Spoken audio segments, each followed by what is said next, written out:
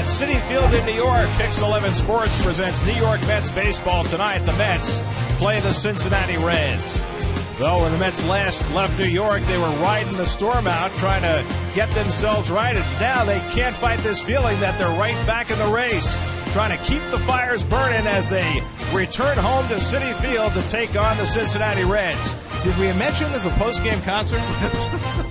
And a pleasant good evening, everybody, and welcome to Citi Field. Gary Cohen, Ron Darling with you tonight as the Mets open a 9-game homestand with the first of 3 against the Cincinnati Reds. The Mets come from Tampa Bay, where they won all 3 games and scored 9 or more runs in all 3. And Terry Collins now has a crowded outfield with all the DH games over with. But Kirk Neuenhuis showed in Tampa that he is ready to claim a spot for his own. You know, when you think about it, of all the qualifying rookies, he leads in batting average, he leads in hits, he leads in runs scored. But yesterday proved something, that he's got some pop also. Going coast to coast with 2 home runs, won the lead off the ball game. If you look at that muddled mass of outfielders, though, you'd have to say Neuenhuis and Duda belong to be in the lineup every single day, as he's been just outstanding. On the mound tonight for the Mets is Dylan G. And Santana and Dickey have rightly so gotten a lot of attention, but of late, Dylan G has really kicked it in gear and joined them as a top of the rotation starter. You know what I like about Dylan G of late is that he has been able to limit his pitch count, that he is getting into the 7th inning almost every single start, which has boded well for that bullpen. His record is even, but he has pitched much better than that. And he's going up against a real interesting pitcher in Bronson Arroyo. He is a guy that has a tantalizing fastball. He sinks it, he slides it, he's got breaking pitches, he throws slower and slower, but he's always successful against the Mets. 7-3 in his career. So it's G for the Mets and Arroyo for the Reds. Mets and Reds opening a 3-game set at Citi Field. Mets returning home. All the action coming your way on Pix 11.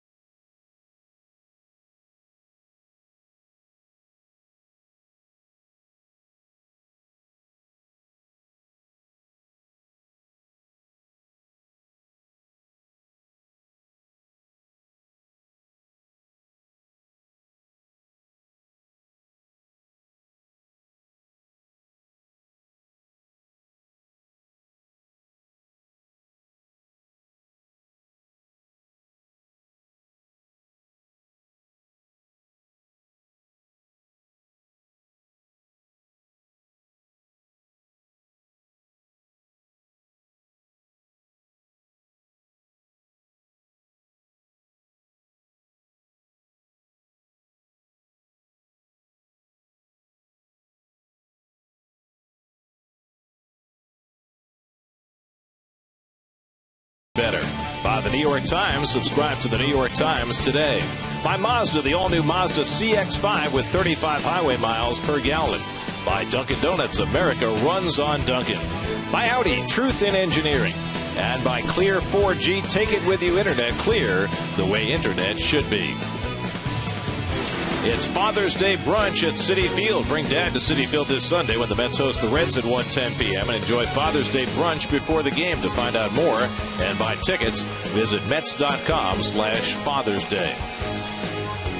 Keys to the game brought to you by Cadillac on the web at CadillacTristate.com. Well, you know, what's interesting for the Mets is that it seems like every series they're playing against a team that's either in first place or really close. Get to the Reds starting pitching. Of course, you're going to have to do that with a guy like Aroldis Chapman at the end of the bullpen. Very difficult against the Reds. And, of course, Joey Votto just perennially now has inked his name as one of those guys who's going to be a Triple Crown candidate every single year. And he signed through 2023, so he's going to be around for a while. It's the Mets and the Reds on a beautiful Friday evening in New York. Come on back. First pitch is coming right up.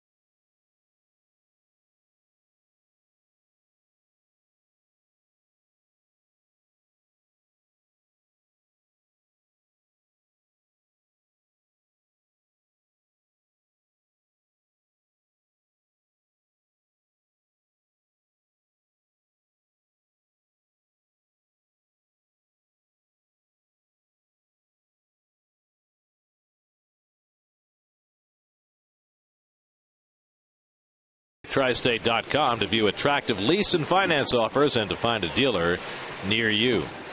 That's upcoming schedule brought to you by Geico. 15 minutes could save you 15% or more on car insurance. This is the opener of a 3-game series. Fox has the reins tomorrow night. We're back with you Sunday afternoon for the series finale. Then the Orioles come to town for 3 Monday, Tuesday, and Wednesday night before the return engagement with the Yankees starting a week from tonight. Well, there's Dusty Baker today celebrating his 63rd birthday, talking things over with Terry Collins and the crew chief Jim Joyce. You know, what's interesting is that the Reds were just recently here, so it's surprising that there would be a lot of talk about the ground rules. Reds and Mets split a 2-game series a few weeks ago. And let's check out the starting lineup for the Reds tonight, brought to you by Toyota. When you choose Toyota, you get a lot for less. The surprise in that lineup is the guy in the number 2 spot in the batting order. That is the former Met Wilson Valdez, 34 years old, his first ever start in center field, only his second career start in the outfield. The Reds a little hamstrung right now. They did make a roster move today, putting Drew Stubbs on the disabled list and recalling another former Met, Willie Harris. But Chris Heisey is hurt, and so Valdez pressed into service in center field. Well, Wilson Valdez, if Mets fans will remember, he played well as a Met. He played outstanding as a Philly for his couple of years, and now as a utility man for Dusty Baker's squad. I wonder what that conversation is about. I wonder whether Derek Lowe's name has come up in that pregame conversation with Dusty. Yeah, it did, because Dusty just left. Dylan G taking the mound for his 13th start of the year, and he has been splendid lately. You know, I was mentioning 5 of his last 6 starts. He's gotten in to the 7th inning. You can see his ERA is up, but he's had a couple of those just crazy off-the-chart bad games that go along with a lot of great efforts, 8 quality starts. Oh, look at the Mets defense, brought to you by Dunkin' Donuts. America runs on Dunkin'. You can see the 15 errors at home, but would you ever think that Kirk Neuenhuis would be making his 32nd start of the year in center field? Quintanilla his 17th at shortstop. And Tolley so far this year has the lowest ERA of all the catchers with their pitchers at 3.66. A gorgeous sunset befitting a sparkling day in New York, one of the 10 best days of the year. Temperature got up around 80 degrees today, turning into a beautiful evening. It's not bad when you can lose a ball in the sun or the sun setting. I don't like when you can lose it in the catwalks. That was not so much fun to watch. We had great shots, though, from the outfield, though, showing just how difficult it was to see the ball with the roof and the catwalks and the lights at Tropicana Field. You know that if you're talking a lot about the concentric circles and a dome stadium, it's going to be a tough series. Mets starting a 9-game homestand tonight. Well, that is Dusty Baker's very famous son, who became more famous 10 years ago in the World Series when J.T. Snow saved his life. He did. No going after the bats. And, didn't they, after that, you had to be of a certain age with the helmet, everything, to go get a bat? Right. I think Dusty's son was 4 when that incident occurred, and I think the commissioner said you have to be at least 14 to be in the dugout, and so he now qualifies for that. You know, it's definitely not a criticism of Dusty. He's the manager. You can do whatever you want to do on the bench. I would just have a hard time because you've been in some of those dugouts. Yeah. You hear some of the things that go on in there. It's not suitable for young people. Mets have been getting superb starting pitching of late. The last 23 games, the starters are 13-4 with a 2.44 ERA, and that takes in the Santana no-hitter and the Dickey one-hitter, which today was confirmed as a one-hitter. And Jim Joyce, the home plate umpire, guy knows all about controversial one-hitters. Yeah, almost no-hitters, right? Perfect games. Jim Reynolds, Vic Carapazza, and James Hoy. So G-Bat set to go. Zach Cozart will lead off for the Reds. Cozart, the rookie shortstop, hitting at .255, but he's been hot lately, sometimes in an uncomfortable way. There's been a flu bug going through the Reds clubhouse, and Cozart among those who's had to miss time over the last week. They're a little healthier today, but G will try and keep them from feeling better, and Cozart takes off the outside corner for ball 1.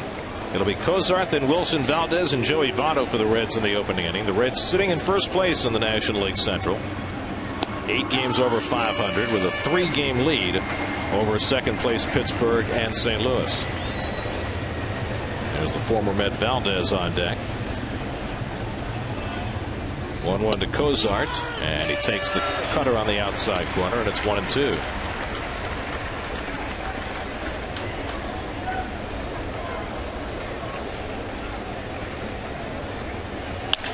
Broken back grounder, and David Wright steps in front of it, and the sidearm toss gets Cozart for the first out of the night.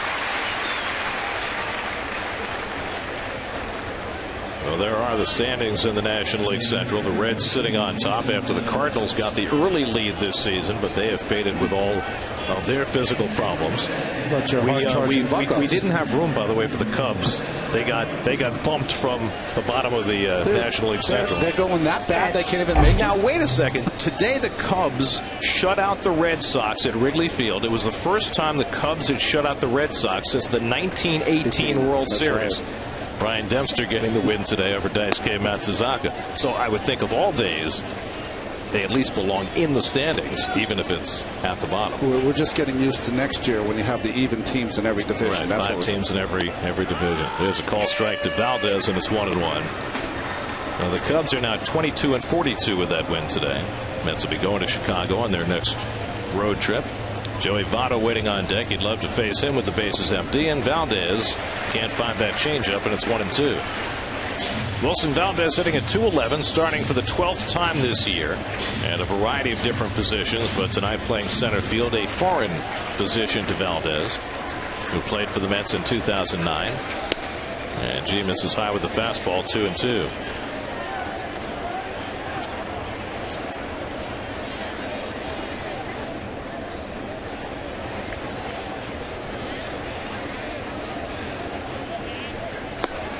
And Valdez lays off, and a full count.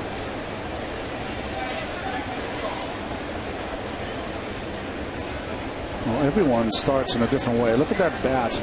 Almost the handle of it is in front of his head. The top of it is definitely in front of his head as he wraps it around his head. Much like, the name escapes me, of course. Gary Sheffield? Sheffield, and the veteran who played for Julio Franco. Julio Franco.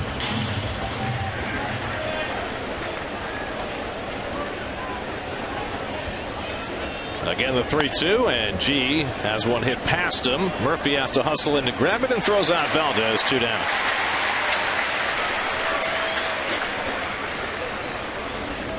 Nice play by Murphy. Took a nice little angle first. Got around that baseball so his momentum was coming somewhat to first base. Off balance throw and a beauty. So 2 out and nobody on, and now Joey Votto, the 2010 National League MVP, who is having about as hot a stretch as a human being can have. Since May the 25th, he's hitting .516. That's 33 for 64. And over that stretch, 16 RBIs, 17 runs scored, 11 walks in 18 games. Those are his overall numbers, and he's having an MVP caliber year this year. And when you face the Reds, as hot as Brandon Phillips might be right now behind him, this is the guy you can't let beat you. You have to account for Votto at some point, even if that means not accounting for him and pitching around him. Driven to left center field, and that's up the gap and going to the wall. And Votto will cruise into second base with a 2-out double. Joey Votto hits more line drives than anybody in the game. You can show that statistically. And here's another. Well, the problem with Votto is that you can't just, if you're a right-handed hitter, live on the outside corner of the plate. He hit double here, but he has the kind of power that he can take you out to left center. I say this about Votto. If Bam Bam had grown up, he would hit exactly like Joey Votto. 31% of his batted balls are line drives. Nobody else in the major leagues is higher than 24%. That's how much better Votto has been than everybody else. So here's Brandon Phillips. The Reds just came from Cleveland, and when Brandon Phillips sees Cleveland, his eyes light up. They just came from playing them at their place at Great American Ballpark. But when he sees the Indians, he becomes enraged like a bull because the Indians gave up on Brandon Phillips. Well, I don't know if they gave up on him, but he was in that big trade, Bartolo Colon from Montreal to Cleveland, right? Right. And then Cleveland sent over Sizemore. They sent over Cliff Lee. Right. That was the Cleveland Montreal trade. Yeah. But then the Indians, they basically gave up on Brandon Phillips. Jeez. And he, every time he faces them, he has enormous series, and this last series was no exception. 8 for 13, couple of homers, 7 RBIs. He's just recently signed to a big contract, right? 6-year deal takes him through 2017. He's about to turn 31 years old. He's not a youngster. Phillips now up to 292 on the year after a very slow start this year. When we saw the Reds 3 weeks ago, he was really struggling. Not anymore. And he grounds one to shortstop. One hopper for Quintanilla. And he throws out Phillips. 3 ground ball outs for G in the inning, wrapped around a predictable double by Votto. And the Mets have come to bat with no score.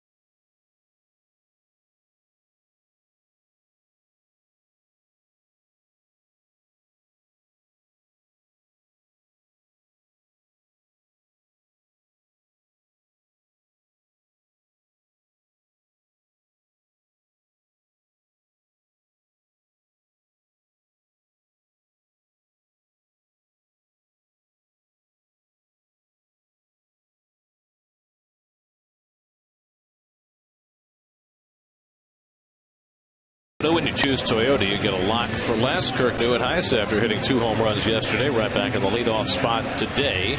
That's put 6 left-hand batters in the lineup against the 35-year-old right-hander Bronson Arroyo. Well, Bronson Arroyo with the Reds is 81 and 76. You can see his record this season. He's struggled since last June, but his ERA is fine this year. Has not gotten a lot of run support.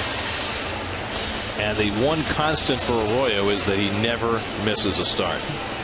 Look at the defense now. It's brought to you by Dunkin' Donuts. America runs on Dunkin'. You see this ball club. Frazier has been a big difference. 32 errors. That's a lot of errors. Well, sorry, second fewest in NL. But Frazier, since he's been at third base, they're 19 and 11. And Arroyo, as is his wont, starts off Kirk Neuenhuis with a curveball for a strike. Neuenhuis coming off his first career 2 home run game yesterday. Leads all National League rookies in hits and batting average, and he flails at the curveball and quickly behind 0-2. Since Arroyo came to the Reds in 2006, no pitcher in the National League has made more starts. No pitcher in the National League has thrown more innings than has Arroyo. This year, he got off to a very good start, but struggling lately. Well, it's so funny, you know, that you're supposed to spit into the computer a guy who's 6'5" and 240 pounds and all muscle, that he's going to be the durable guy. And a wisp of a pitcher, a right-hander here, has been the most durable. 2-2 to Neuenhuis with Daniel Murphy and David Wright to follow. That started out their road trip to Washington and the Bronx 1-5, and then rebounded and had huge games in St. Petersburg against what, when they got there, was the best pitching staff in the American League. And not only did they beat up on the Rays, they beat up on their 2 best pitchers. Curveball fouled away. I mean, you can make a case for Jamie Shields in that mix with David Price and Jeremy Hellickson, but I mean, they beat 2 guys who were in the top 5 in the American League in ERA and beat them badly. Well, Hellickson was the Rookie of the Year last year, and when you think of David Price, you always think of a guy that has a chance every year now to make a run at the Cy Young. Neuenhuis, after falling behind on the count, gets himself back to 2-2. And he takes inside, ball 3. You know, quite a contrast, those last 2 series, the one in the Bronx and the one at Tropicana Field.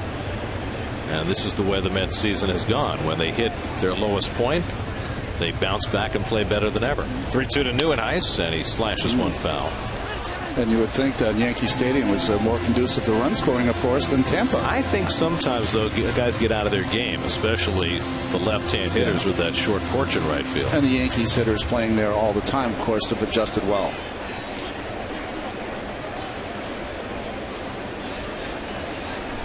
This will be the 8th pitch of the opening at bat to Neuenhuis, and he grounds one to the right side. And Phillips, a former Gold Glover, makes the play for the first out. You know, Gary, I think it's very easy to say, you know, that's not a good plate appearance for Neuenhuis. You know, he goes down only 4-3, a little ground out, but he saw a lot of pitches, saw 8 pitches, saw every pitch that Arroyo threw, and it has to help the hitters behind him.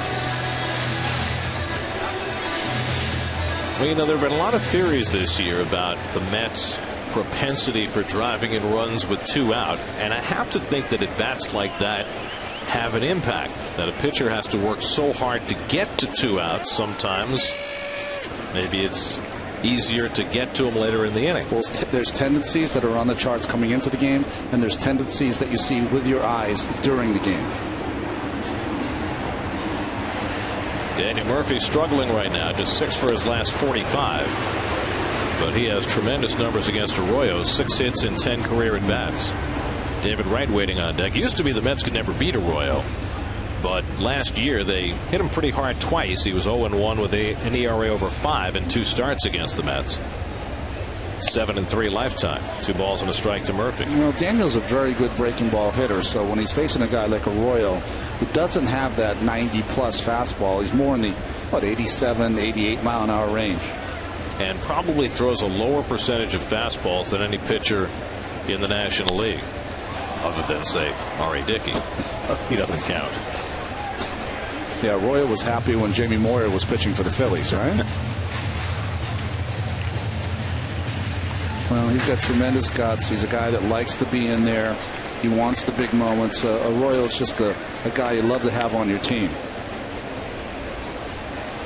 2-2 to Murphy, and the breaking ball line to right field. Bruce comes on and makes the sliding catch, and well, that's going to bring back memories for Jay Bruce. Remember, he broke his wrist on a similar play to that a few years ago here at Citi Field. You know, it's different how he caught that one, though. Instead of diving head first where he broke his wrist, this time he goes into the full slide, kind of the pop-up slide, protecting that wrist a little bit. He's the closest thing to the natural you'll find. Got a ways to go. 2 out and nobody on. Here's David Wright. David had 3 hits yesterday in St. Petersburg, riding a 5-game hitting streak right now.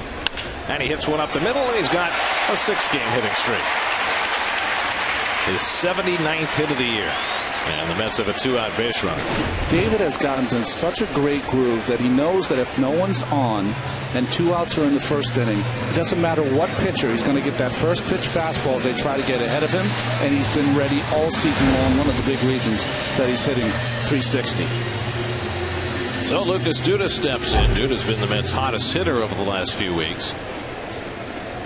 He's reached base safely in 17 straight games, and he's had 17 RBIs in his last 14 games. Leads the Mets in home runs with 10 and RBIs with 40. And he takes off the plate for ball 1. I heard something interesting today when you and I were sitting listening to Terry Collins talking about Murphy and how hard he works. And Terry just off the cuff mentioned, but nobody on the team takes more swings before the game than Lucas Duda. I found that surprising. Ike Davis sitting 5th in the order would be next. Well, the other thing we've seen with Duda is that earlier in the season he was very vigilant about working deep into the count, but lately he's been identifying those first pitch fastballs that he can attack, and he's done some major damage with them. And it certainly puts another thought in the pitcher's mind.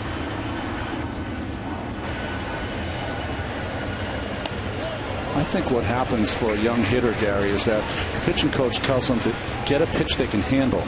With confidence, that part of the plate becomes bigger and bigger. And I think Lucas Duda, with the confidence he's now getting, is saying, you know what, there's a bigger area of pitches that I can handle when I'm at the plate. It's always been a very important word with Lucas, who came to the big leagues, frankly, with very little confidence in his ability to hit big league pitching.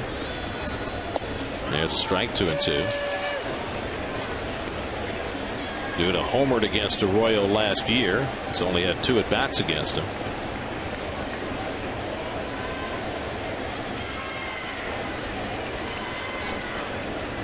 Right at first and 2 down.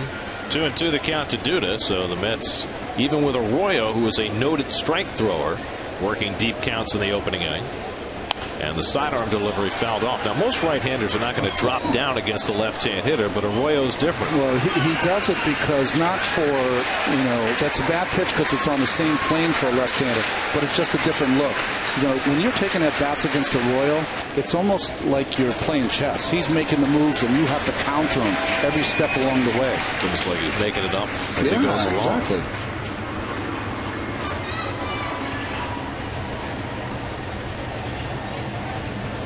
Again, the 2-2. Wright runs, and Duda strikes out on the breaking ball to end the inning. So Arroyo has his first strikeout, and we go to the second at Citi Field. Mets and Reds, no score.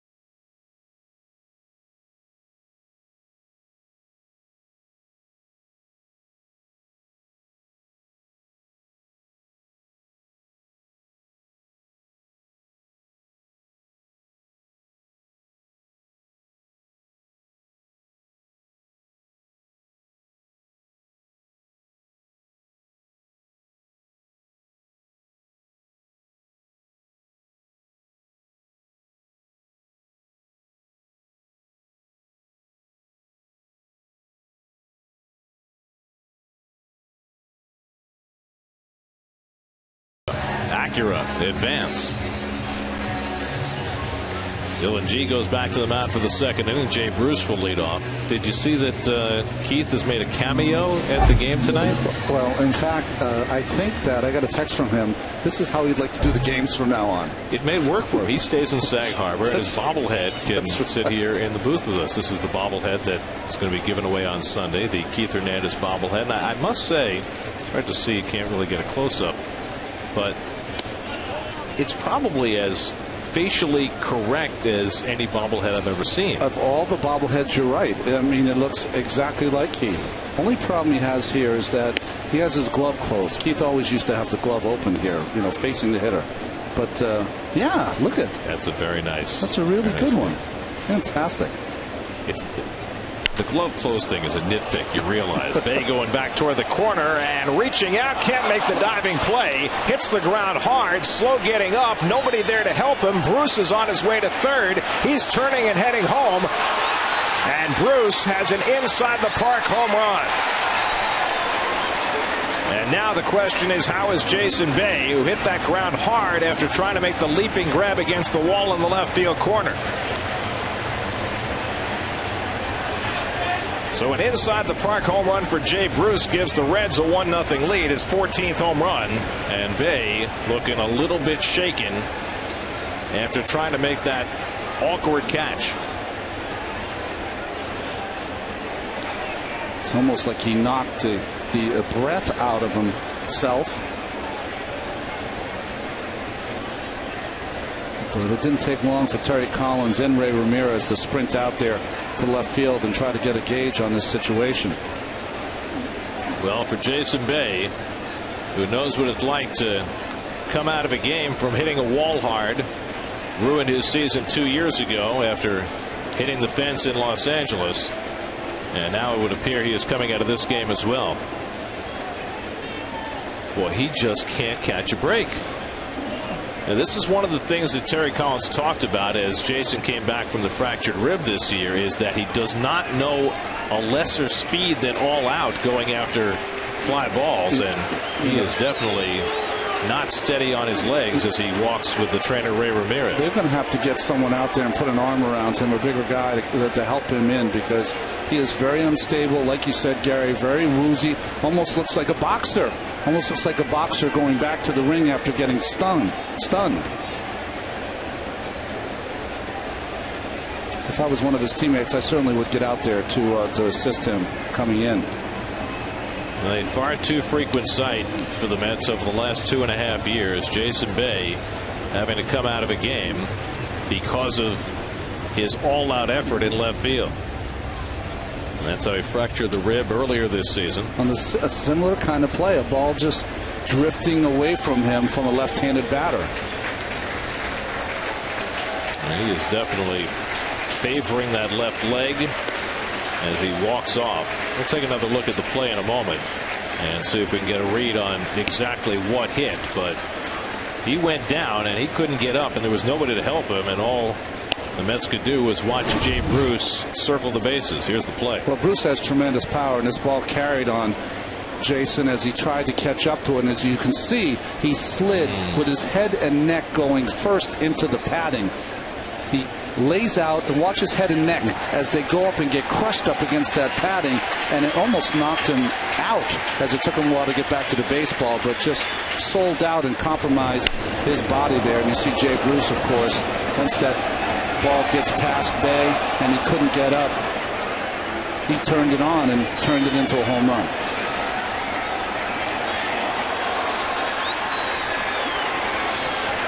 I mean, it's a helpless feeling as a ball club, because you know that Bay can't get up, and by the time he finally does, it's too late, and Bruce is across the plate. That was one of the most compromising positions I've ever seen a left fielder's body in, going up against the wall.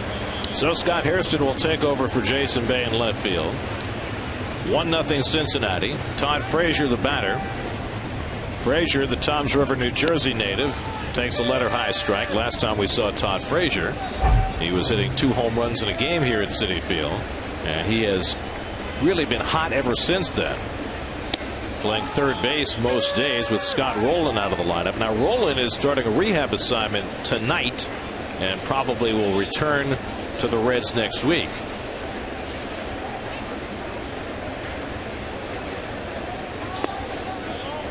And so in all probability, Frazier's bat has to stay in the lineup. They'll probably move him out to left field. There's Ryan Ludwig, who's playing left field tonight. Let's take one more look at that collision between Jason Bay and the fence. That's just hard to look at. Poked into center field, and Frazier's got a base hit. So 2 straight hits off Dylan G to start the second inning.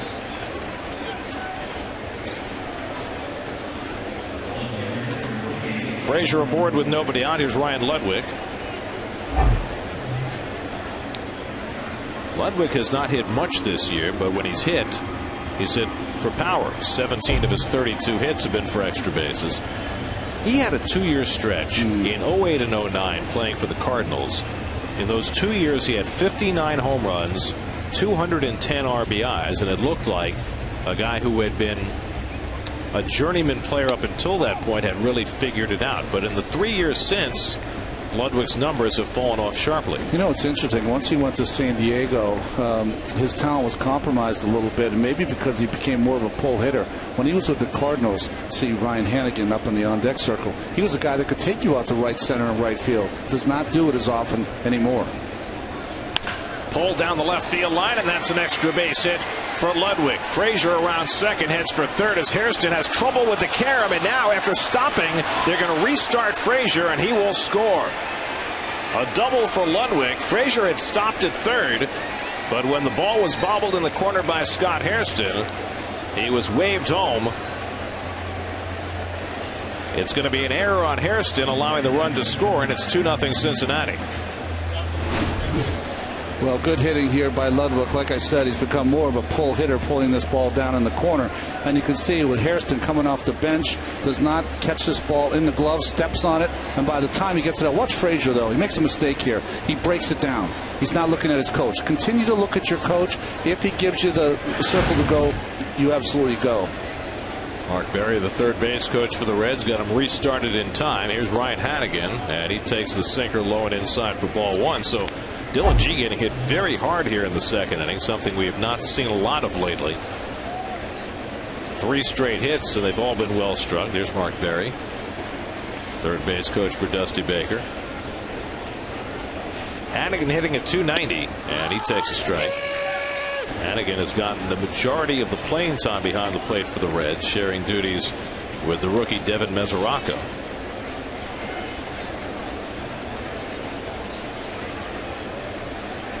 G just trying to stop the bleeding here in the second inning with 2 runs already home, still nobody out.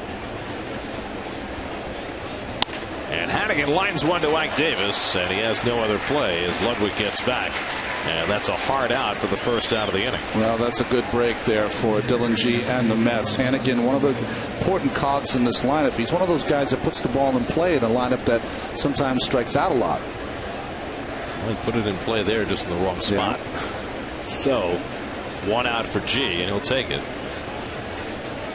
Now Bronson Arroyo, 4 hits this year, lifetime 131 hitter with 5 home runs. So he can be dangerous occasionally. Mets play him shallow in the outfield. And the curveball from G is in for a strike. The outfield is very shallow. I think Scott Hairston in the left field is a little too shallow. With that mention of the 5 home runs. Everyone else is good. The opposite field you want to play very shallow. Duda in, Neuenhuis in. But Hairston's very shallow for a pull side. And Arroyo fouls it back. You saw that graphic. Dylan G, 13 starts this year, has given up the first run in 11 of the 13 starts. Fighting uphill. It's not a good formula for success, but G lately, last 5 starts, 2-1, 2.88 ERA. He's been pitching very well, even in his loss last time out against the Yankees. What hurt him in that start as Arroyo goes down looking for the second out. What hurt G in the start at Yankee Stadium was he tempted fate 3 times in 4 innings. He walked the leadoff hitter, and eventually it burned him when Teixeira hit a 2-run homer, and that was the difference in the game. So 2 out. Ludwig still at second. Here's Zach Cozart. who grounded out to third to open the ball game. Reds have 2 runs home here in the second inning.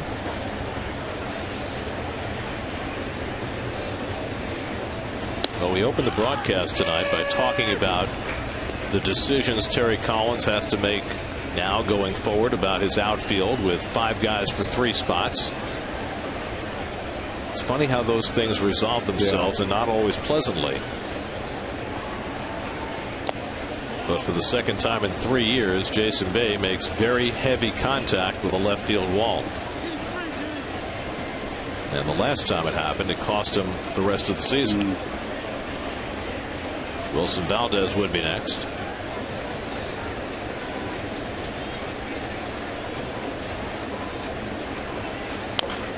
And Cozart dribbles one right in front of the plate, a fair ball, and Tolley slaps the tag on him to end the inning.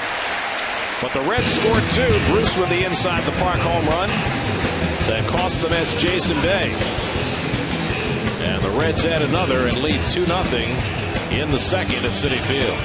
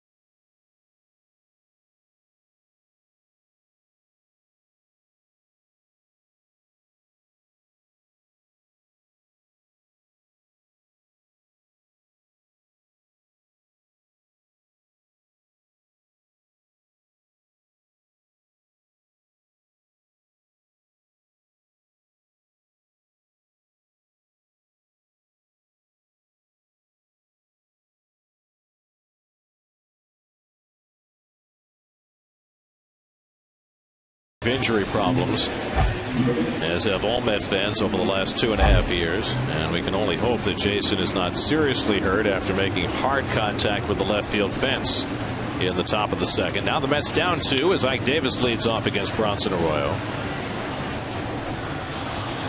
Well, you know, Jason Bay came here, big contract, 4-year deal. Mets expecting him to hit home runs, and his production obviously hasn't been good, but also he's been compromised by so many injuries, and they all seem to occur the same way by him playing so hard in the outfield. Well, you know, the thing about Jason is that he is an all or nothing kind of player when it comes to the defensive side of the game. He just plays hard all the time, and it puts himself sometimes in awkward positions. You know, I mean, he was just going after that fly ball in Los Angeles that when he ran into the fence, he was running as a top of speed as you're going to get an outfielder running after a baseball. And this one, it was hard to watch for me because he was in such a compromised position with his neck and head. Curveball from Arroyo, popped foul. Frazier coming over near the dugout, but he'll not have enough room. Well, this was 2 years ago in Los Angeles. I mean, that was like meeting an immovable object, and makes the catch, of course, on that play. And of course, his head snapped back there, and he suffered whiplash. His head here today hit the fence at a different kind of an angle. Yeah, and it almost compressed. Yeah. More of a football type injury. It was nice to see that he was able to walk off, but he was clearly not 100% as he did. So we'll wait to hear. 2-2 to Ike Davis, who has looked rejuvenated the last week. And that curveball popped foul and out of play. I was honestly afraid, Gary, that he was going to go down at some point. That's how woozy and unstable his gait was. Yeah, he kept saying he was okay, but you could see how unsteady he was.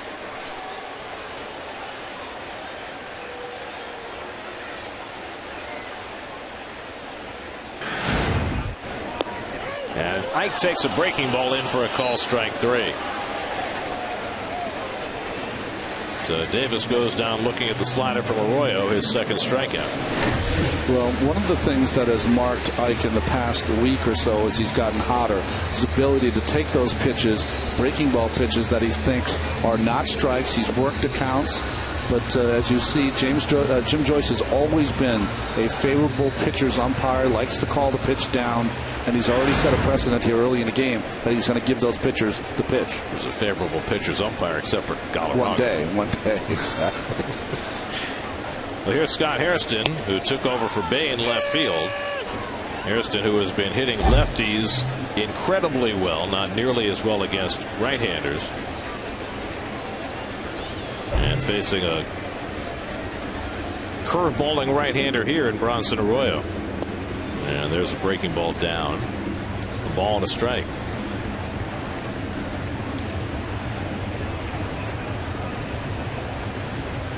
Hairston hitting just 178 against right-handers this year, 352 against lefties.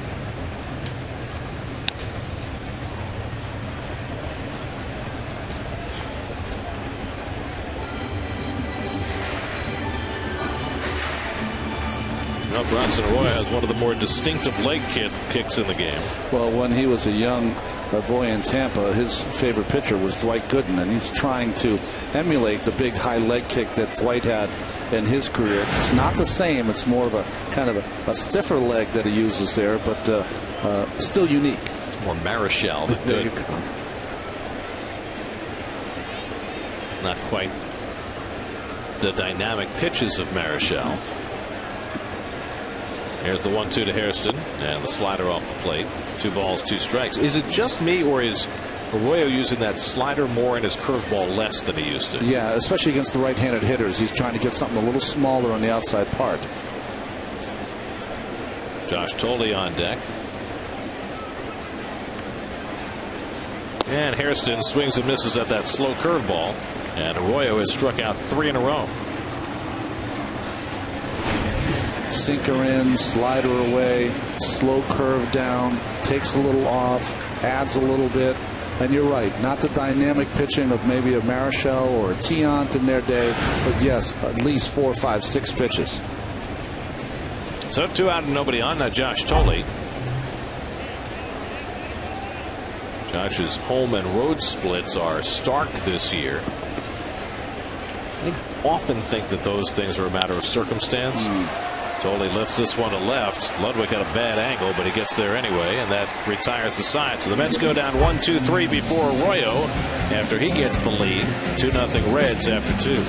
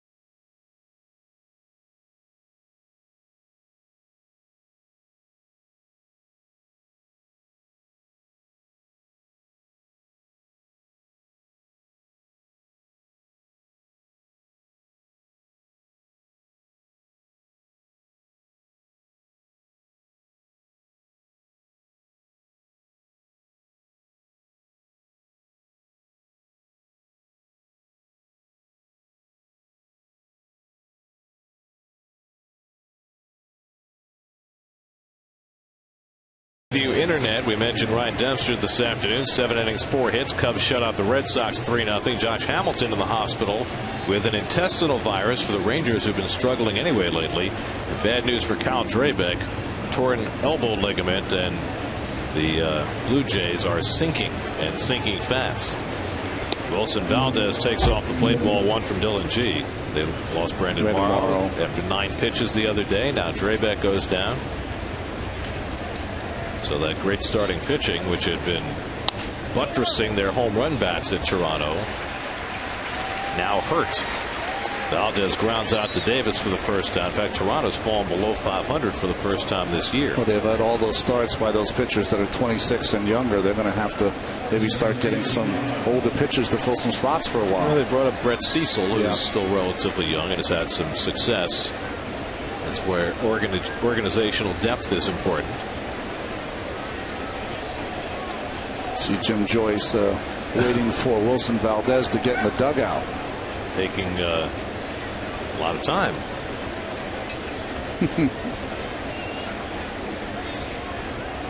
Here's Votto, who drove a double to left center his first time up, and he is drilled. That's the 5th batter Dylan G has hit this year. Not happy with himself. Well, it's not G's nature. It certainly wasn't on purpose. But if you're Joey Votto, there's some anger, because most hitters feel this way. And pitchers should feel this way too. If you're getting worn out by the hitter, you shouldn't hit him because he's wearing you out. You should figure out how to pitch him. But that was quite a look by Votto. In hockey, which is played in Votto's native Canada, that's why they have enforcers. So that the skilled players don't take a beating. G should watch himself on the way back to the dugout. I don't know who the Reds enforcer is. This week it appears it has been Dusty Baker. Here's Brandon Phillips, who grounded out the short his first time up. By the way, I don't know if everybody is up to speed on what we're talking about with Dusty, but he and Derek Lowe got into quite a tete-a-tete day before yesterday. Matt Latos, the Red starter, threw inside to Lowe. Lowe took exception, pointed at Dusty. Dusty wagged his finger at him, which he explained later meant don't mess with us. And apparently something happened between Lowe and Baker a few years ago, back when Derek was with the Dodgers. So that's going to be at least 4 years ago. What it is, neither man is saying, but some rather hefty invective was tossed back and forth afterward. Well, baseball has a long memory, and remember that Dusty Baker played in a time where you would remember things like that for as long as it takes to even the score. By the way, during his diatribe about Derek Lowe, Dusty also mentioned that Lowe had hit Votto in the back with a pitch. So I don't know whether that means Dylan G needs to watch himself. Yeah, what road we're going down here. One of the things that used to happen, though, when a hitter would get hit like that, watch out for the ground ball, because they will think of taking that shortstop or second base and putting them in center field. Up and in to Phillips, and it's 2-1. Jay Bruce, who had the inside the park home run his last time up, waiting on deck. By the way, the inside the park home run for Bruce was only the second ever hit in this ballpark. Angel Pagan had one for the Mets in 2009. That's the first opposition inside the park home run at Citi Field. Look at that sprint out stance by Phillips. I mean, you get a lot of hitters spread out these days, but that's about as spread as you can get. He's from the back of the box to the front of the box when he takes his stance.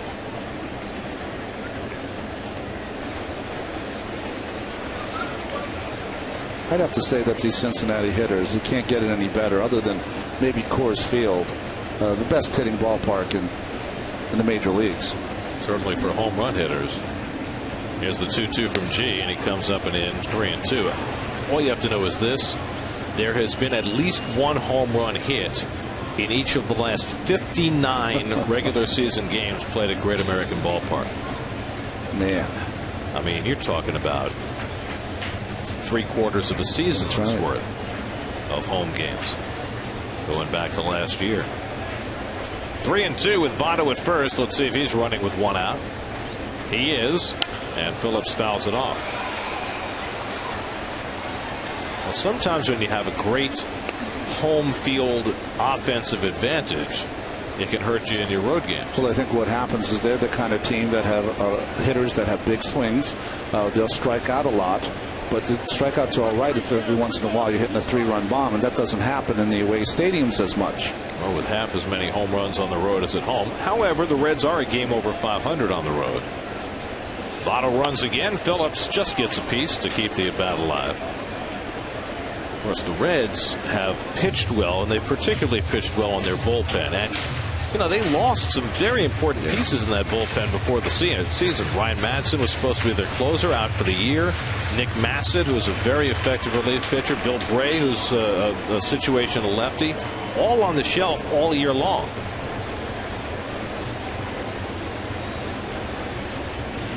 They stay further away these days. Again, the 3-2. Votto runs and Phillips fouls it off. That's 3 in a row he's fouled off on 3-2.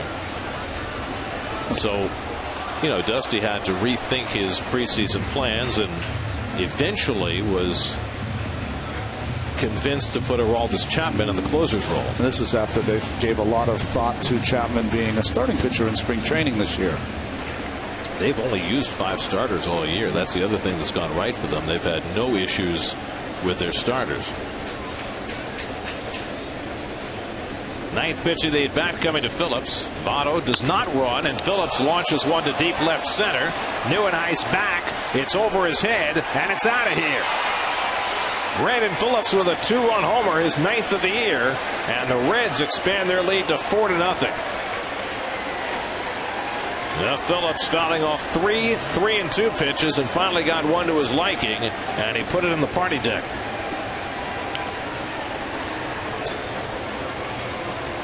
Did Votto know he was going to hit a home run? Is that why he wasn't running for the first time on a 3-2? Maybe he was just tired that he got to try. Well, you know, this is what makes a good hitter. All good hitters are able to foul away real good pitches on 3-2 count, 3 different ones, and then finally gets a pitch to his liking. And we talked about being able to hit in their ballpark, Great American Ballpark, but they've got enough pop to hit it out here also. Well, they have 2 home runs tonight. The inside the park home run for Bruce, and now Phillips clears the wall for a 2-run shot, his 9th of the year.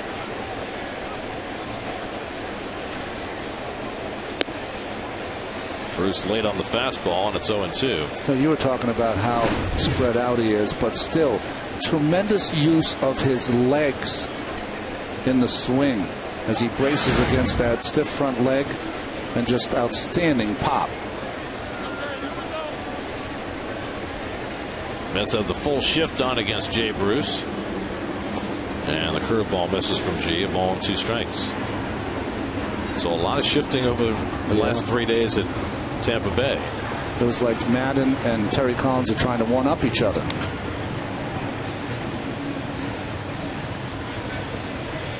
Still, though, in those games, there'd be a couple situations with left-handers that you play to pull, guys get on second base, they don't play him to pull as much, and the left-handed hitters found the hole. And Bruce badly fooled on the high fastball, and G has his 2nd strikeout, 2 out of the inning.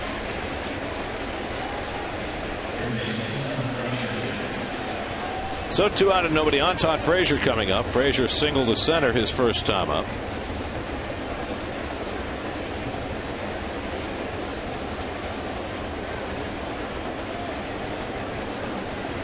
Well, they have Votto and Phillips both hot together in those 3 and 4 holes.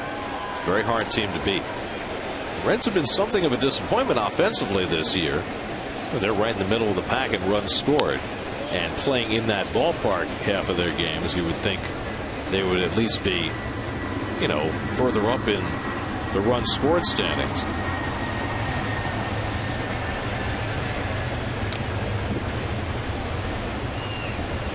Well, we see this with Dylan when he does struggle.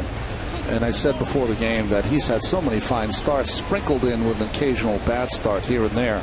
But when he does have his bad starts, he resorts back to a lot of fastballs, a lot behind in the count, kind of overthrowing his pitches.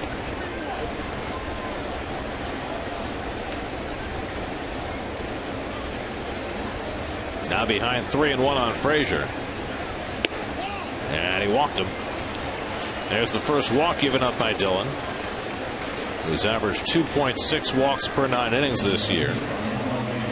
So things not going swimmingly for Dillon Jeet tonight, leaving Terry Collins to contemplate who would be the long man in his bullpen tonight. He's got Jeremy Hefner poised for that role.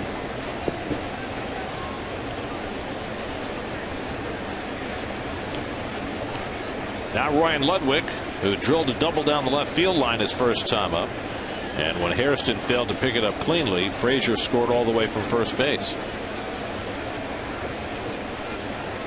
And it's pulled foul.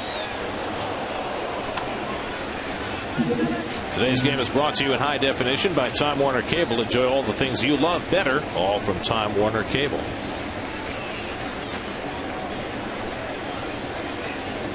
Crowd gathered for the ball game and the post-game concert tonight. That's right. You staying for the concert? Ludwig pops it up. I know when the game's over, it'll be time for me to fly. Quintanilla puts it away, and the inning is over. Brandon Phillips tacking on for the Cincinnati Reds. His 9th home run of the year, a 2-run shot. So the Reds adding to their lead, and they're up 4-0 in the third at Citi Field.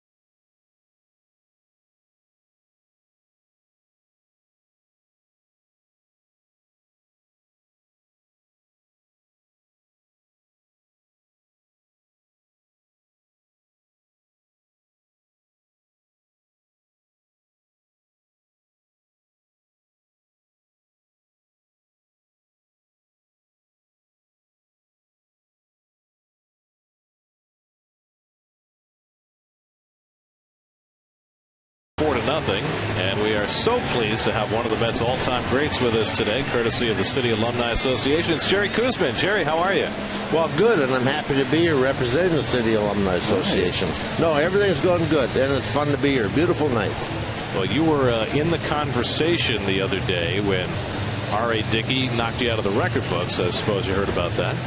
I did, and wasn't probably an hour ago I met him and down by the clubhouse, and we chatted, and I asked him about his game, and we reminisced, and I'm very happy for him, and it's great. I mean, to throw 32 scoreless innings is right up there with a no-hitter, or even, you know, somewhere close. A no-hitter is really tough, but he damn near had the no-hitter, but I mean, he gets all the accolades, and that's great.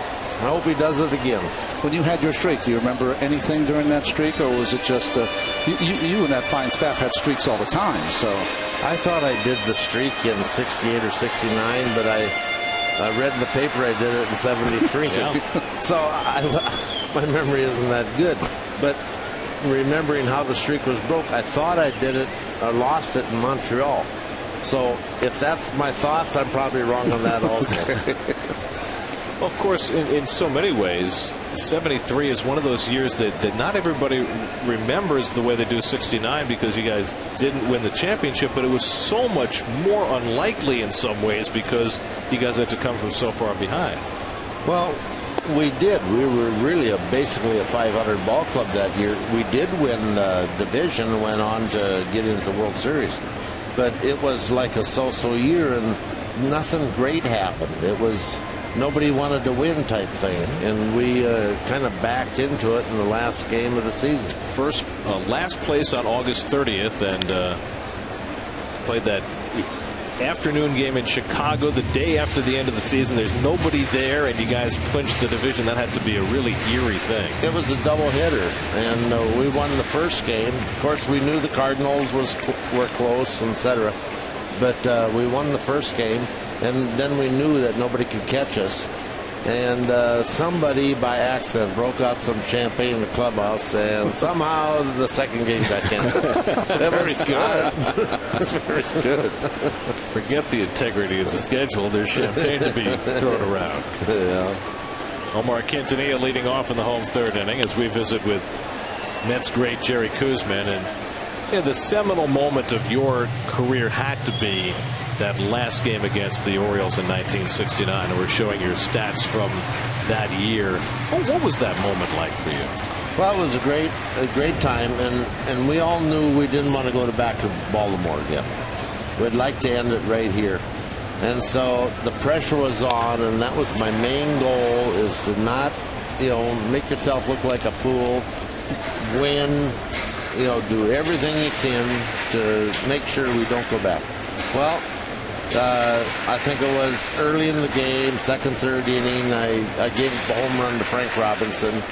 And then I got to the bottom of the lineup later in the next inning, and Dave McNally hit a home run off me to left field. And that really aggravated me, because that's embarrassing to let a pitcher hit a home run off you, let alone a base hit. You don't run. In the World Series. Agreed. Yeah, and in the World Series. This is probably the pitch right here. And then there was a 2-run homer after that, and I'm down 3-0. And I remember coming in the dugout, and I says, boys, that's all they get. And we're going to hold them right there. And I said, let's score some runs. And luckily we did. That we had Don Clendenin, Cleon Jones, Tommy Agee. Anyway, we put a little bit of a rally together and then scored 5 runs. And when Davey Johnson hit that last ball that Cleon caught, were you confident it was staying in the ballpark? It was so noisy. Everybody's on their feet. It was screaming. You couldn't hear yourself think. And there was cops on the field all around already. And when that ball was hit, I couldn't hear the crack of the bat. So I didn't know how hard it was hit. So I turned around really worried and scared that the ball might be out of the ballpark. So I'm watching Cleon, and Cleon goes back to the warning track, turns around and catches that ball. And my last words then were, Cleon, do not drop that ball. And it was over, and it was like the weight of the world was off your shoulders. We didn't have to go to Baltimore.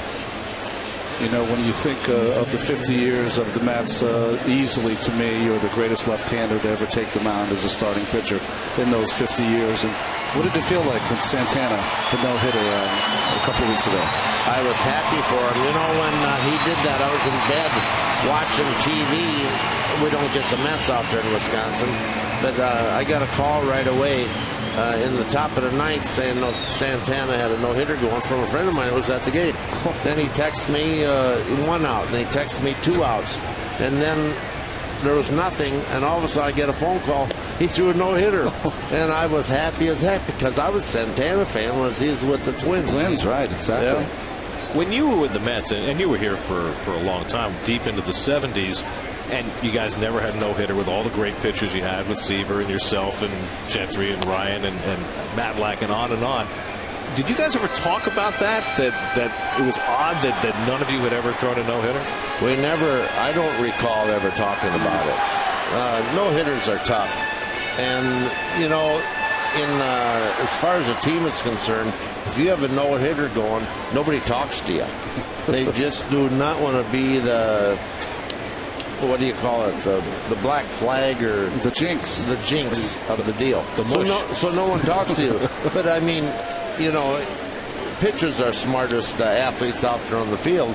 So you know when you're going into the fifth inning, you got a no-hitter going. And so if they're not talking to you, you know that also. That's right. So you do your best you can to keep it going. And you just hope everybody does their job and lucks out. Jerry, it's great seeing you again. Thank you very much. Nice to be back at the ballpark. Good to see you. Jerry Koosman, courtesy of City Alumni Association. And here it is, that last out of the 1969 World Series. Davey Johnson hitting it not quite far enough. And Cleon Jones put it away as the Miracle Mets completed their task.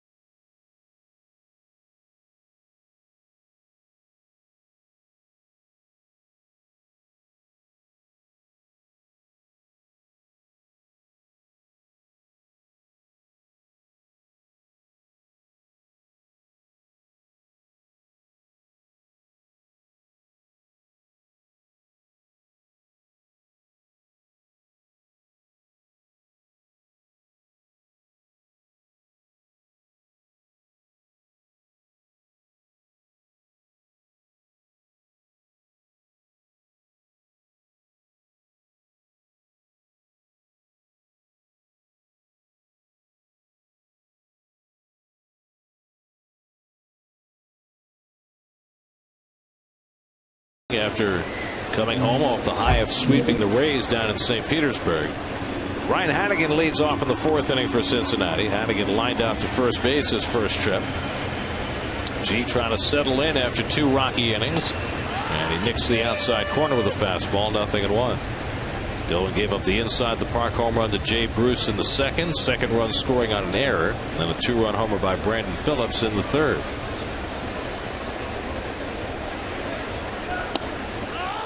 Nice visiting with Jerry Koosman. We had our statistician Dave Freed look it up, and Bob Bailey drove in Felipe Alou for the run that broke Koosman's 31 2/3 inning scoreless streak. So it was broken a little more solidly than Dickey's was. Off the back of the mound, and Quintanilla in to throw out Hannigan for the first out.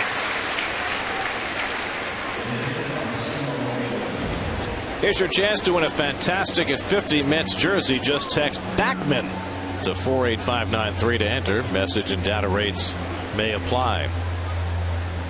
Speaking of Backman, his new center fielder Matt Dendecker just hit his first AAA home run tonight. Boy, he did had some nice numbers in AA, didn't he? Sure did. Here's Bronson Arroyo. I mean, we've known for the last couple of years that Matt Dendecker was major league ready defensively. But it appears he has made major strides with his offense. I don't think it'd be too far of a stretch to envision very soon, or maybe not this season, Dendecker in center field, Neuenhuis maybe moving over to left field with Duda in right.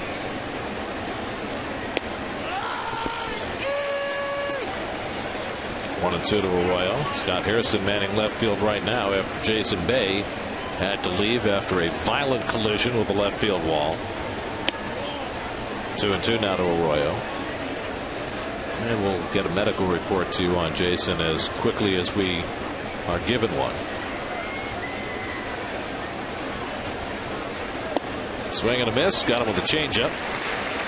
Second time G has struck out Arroyo, his third strikeout overall. 2 out and nobody on.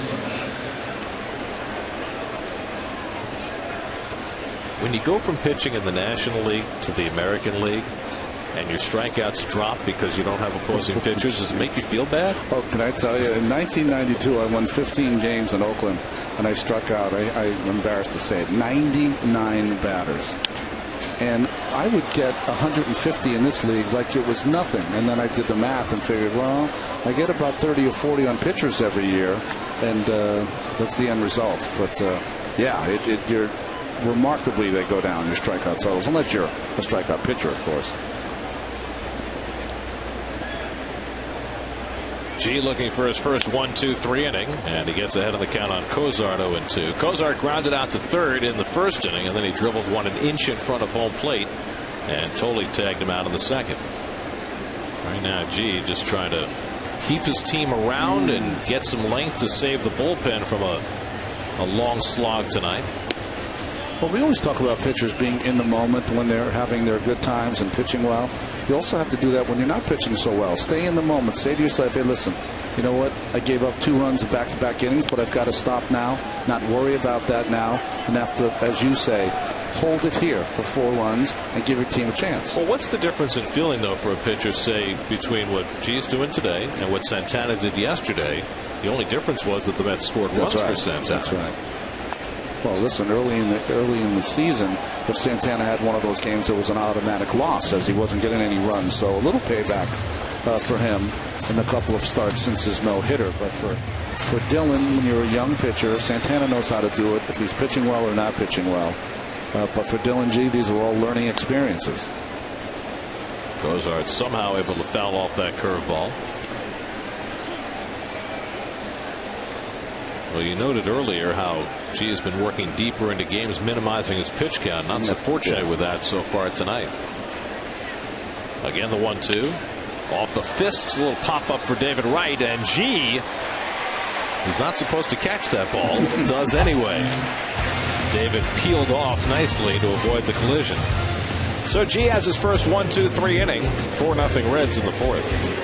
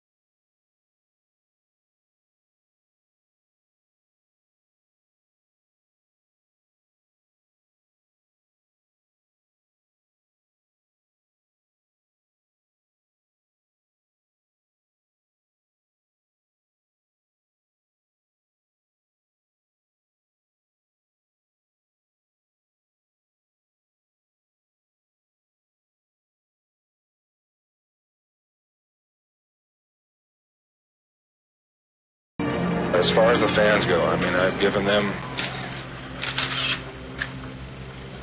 a great number of thrills, and they've been equally returned. And the ovation I got the other night. One of the darkest days in Mets history. This date, 1977. This used to be the trading deadline, June 15th. The Mets traded Tom Seaver to the Cincinnati Reds for 4 players. A little bloop by Murphy, and coming on and sliding is Ludwig to make the catch. Nice play by Ludwig, lumbering in to make the sliding grab and deny Murphy, who has been struggling, a base hit.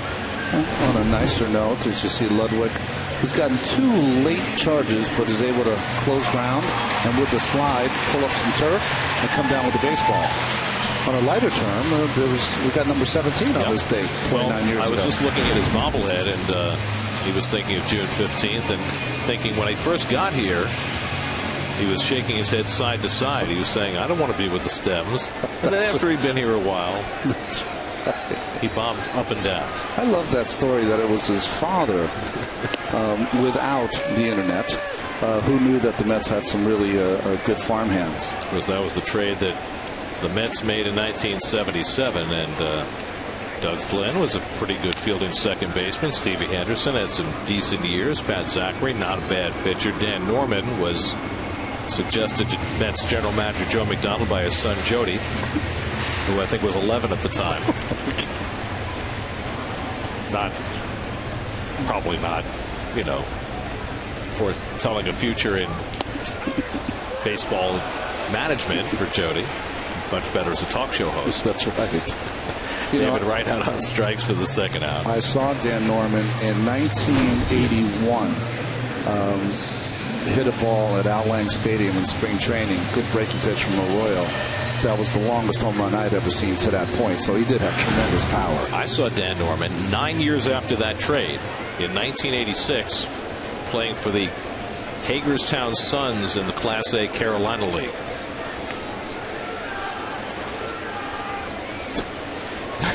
Just didn't work out for Dan. Here's Lucas Duda, and he takes ball 1. But it's funny when you think about June 15th being the trading deadline. It's so early in the season.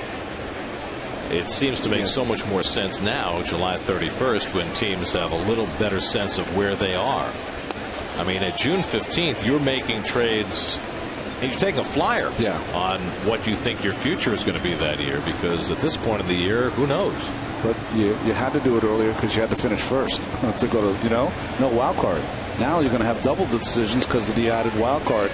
You're going to bring a lot of pretenders who are going to think they're contenders, who are going to go out there and maybe bargain their future away. Well, what it means, of course, is that there are fewer sellers, which means there are fewer players available. Strike called to Duda, and it's 2-2. Arroyo is just going through this Mets lineup like he usually does. Every pitch is different. He'll turn it over. He'll break it about 2 feet. Then he'll break the next one a foot. He'll take some speed off it. And now he throws the fastball, and Duda flat-footed took it, and somehow it just missed. I think that might have surprised Jim Joyce, to tell you the truth. Pretty good winning percentage against this Mets team. 3-2 coming, and Duda draws a walk. So Arroyo, who has the best control numbers in the National League this year, 1.2 walks per 9 innings. He issues his first of the night, and the Mets have just their second base runner. A 2-out walk to Duda, bringing Ike Davis to the plate. It's funny how it works, isn't it? The Mets go to Tampa Bay, face some of the best pitchers in the game, and rattle off 29 runs in 3 games. They face Arroyo, who's been struggling, hasn't won a game in 5 weeks, and they haven't touched him. Well, they went into the Yankee Stadium and scored 7 runs in 3 days. So the team has been interesting in the way that they've gone back and forth. Sometimes the pitching's going, sometimes the offense is going.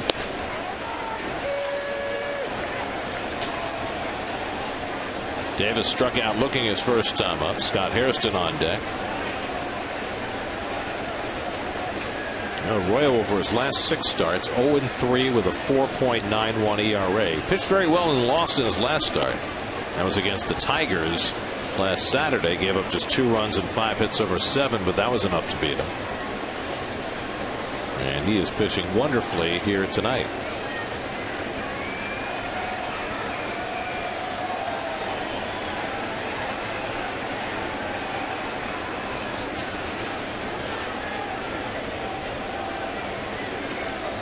Now Davis in an 0-2 hole.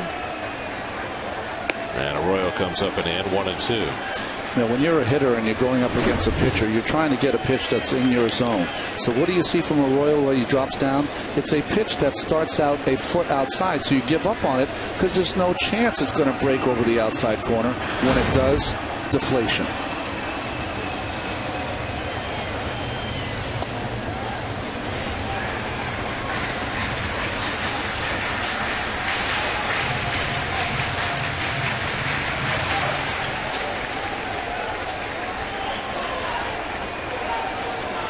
Arroyo has struck out 5, walked 1, given up only 1 hit, a David Wright single in the first inning.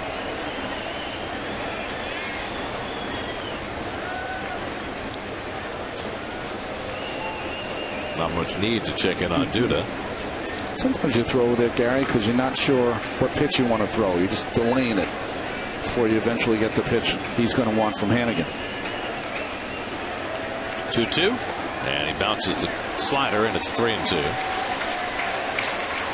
Well, the Mets have run some deep counts against Arroyo, who's not really accustomed to them. In fact, Arroyo has the 3rd highest strike percentage of any pitcher in the National League. Only R.A. Dickey, which is amazing in and of itself, and Cliff Lee have thrown a higher percentage of pitches for strikes this year than Arroyo. How is a knuckleballer leading the league in strike percentage? Because he's not a knuckleballer to me anymore. He's a unconventional, conventional pitcher. Runner goes, and the pitch is outside, ball 4. So after getting ahead 0-2, Arroyo walks Ike Davis, and that's back-to-back walks. And what do I mean by that? When I watch R.A. Dickey pitch now, if you didn't know he threw a knuckleball, he changes speeds, he changes elevation, he occasionally nips between a fastball. He'll quick pitcher, slow pitcher, do everything that every conventional pitcher pitches quick, changes speeds, even on the knuckleball, and works quickly. Well, we talked in recent years about the power curve, the power changeup, now the power knuckleball, belonging to Robert Allen Dickey and nobody else. There's a myriad of dead-on pitchers out there that are picking it up right now. They'd be fools if they didn't. Especially the ones without all the collateral ligaments. I don't know how many of those there are. Well, here's Hairston up for the 2nd time. Took over when Bay got hurt in the 2nd inning and struck out in his only at bat. 2 out and 2 on, and Scott takes a fastball for a strike. This is kind of where Arroyo is in his career now. Is that if he comes up against a couple of hitters that he knows can do some damage, he has no problem with making sure they go after his pitch. If they don't, he'll pass them along until he gets to a right-hander.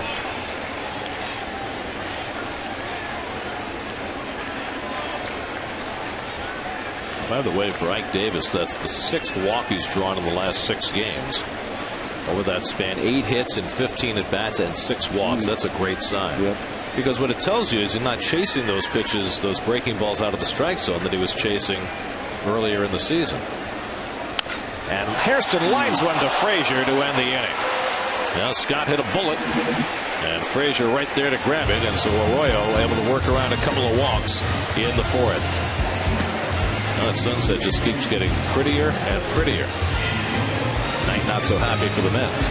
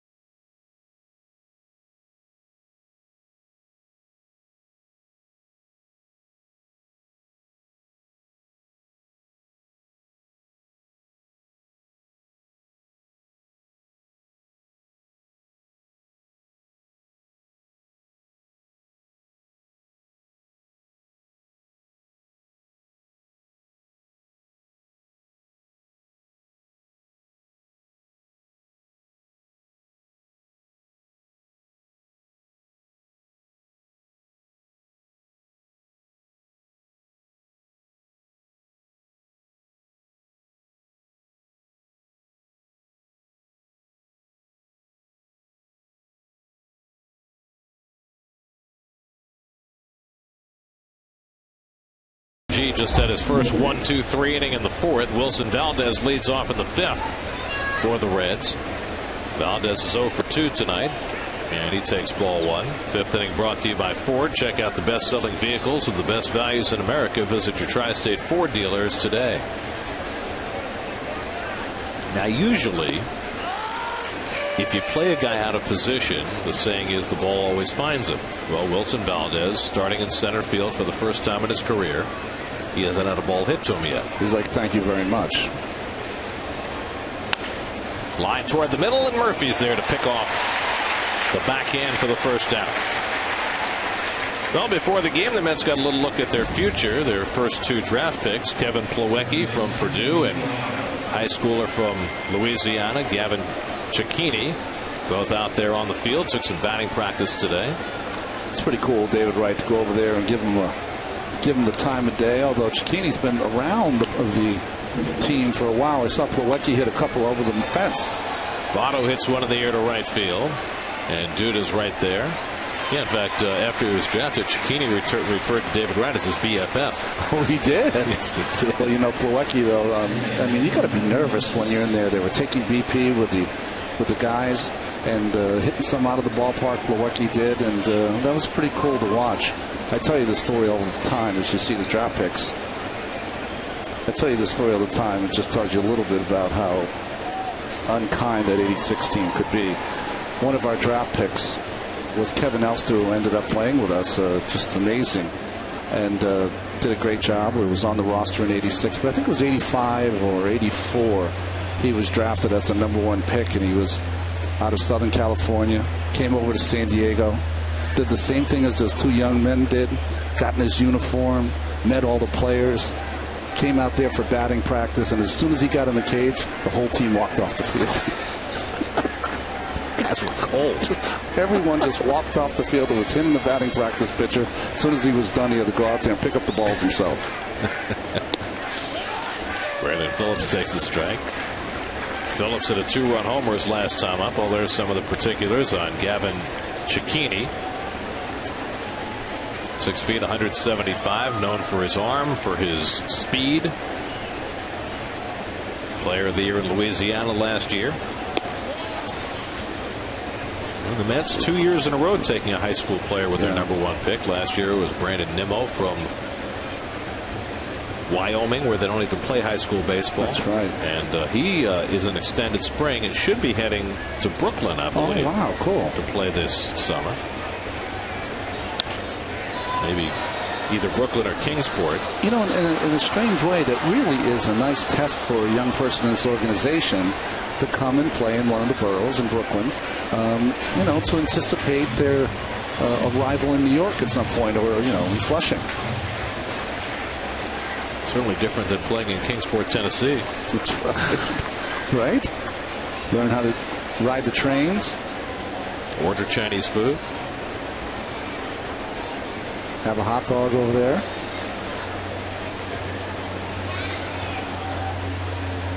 Buy a Metro card. That's right.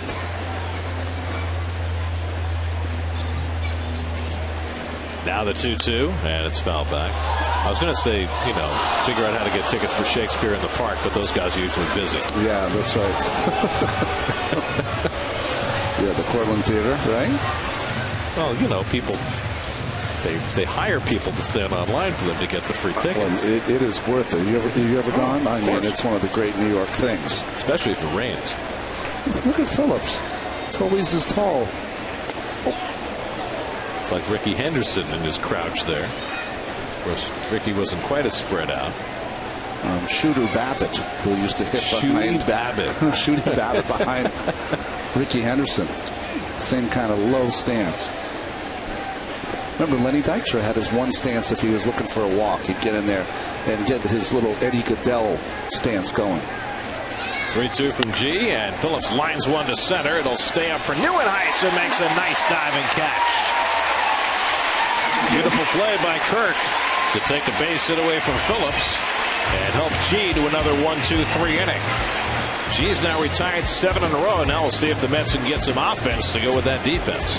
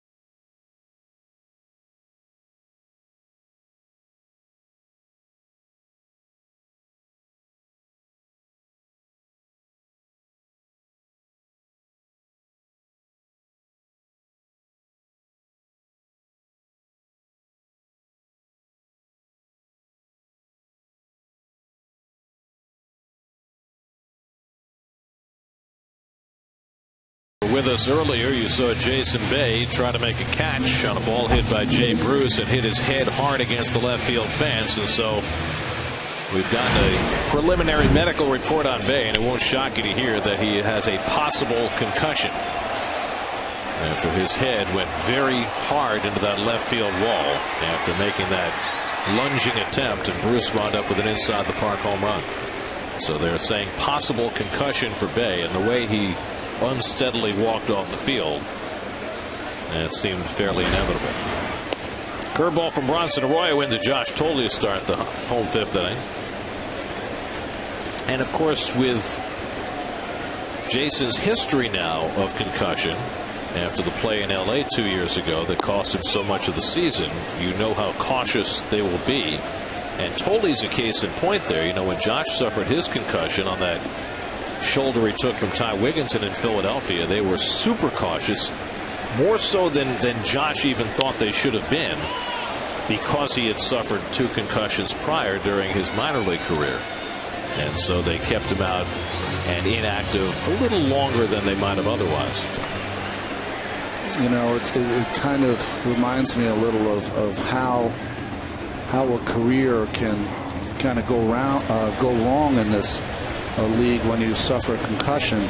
You know, in 2006, Justin Morneau was the American League MVP, and in 2010, when he suffered his concussion after 81 games, his average was .345, 18 home runs, and 56 RBI, and he's not been able to approach that since.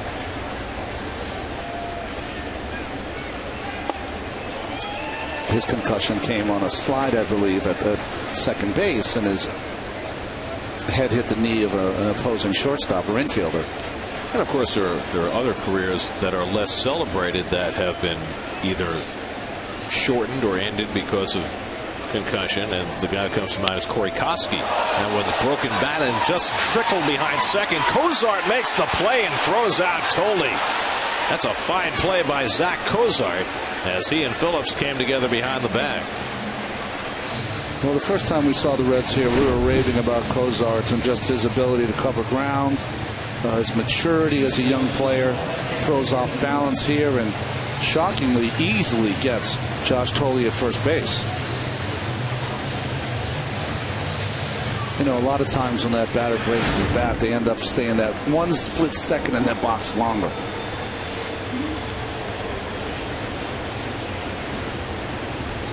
So now Omar Quintanilla with 1 out and nobody on, grounded out to short his first time up. Both Justin Turner and Ronnie Cedeno are playing tonight for Buffalo. Turner is playing second base and Cedeno is playing shortstop. It's Turner's second game of his rehab assignment and Cedeno's first, so they're working their way back from their injuries. Ruben Tejada is further behind. That one's laced to left field, but Ludwig is there to grab it. 2 out. What is Tejada doing? Really just running the bases right now? Or just running? Yesterday was jogging. Today was running straight ahead. He'll run a little harder tomorrow, so he's not even progressed to running the bases yet, as they really just have to reset his whole running program after he tweaked that quad again. So 2 out. Here's Dylan G. Mets have still only had 1 hit against Arroyo, a single by Wright back in the first inning.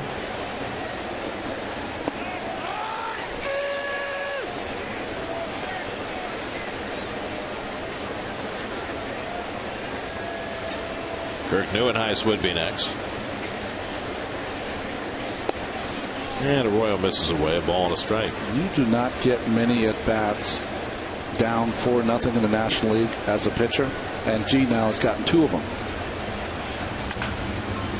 And Cozart gets in front of it, and Arroyo has himself a 1-2-3 inning. So Arroyo working on a 1-hitter through 5. The Reds up 4-0 going to the 6th.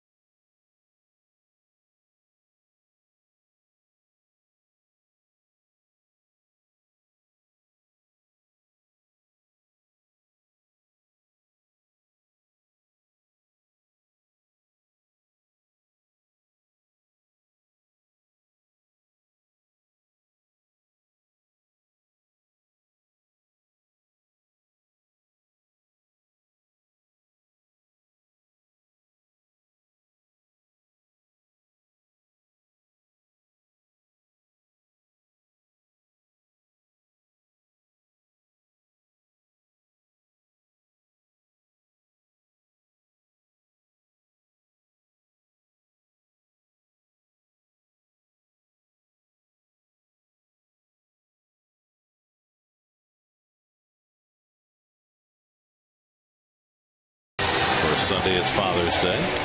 Best babysitter in the world. That candy, cotton candy. Yeah, that's cool. Dads and kids all over the ballpark.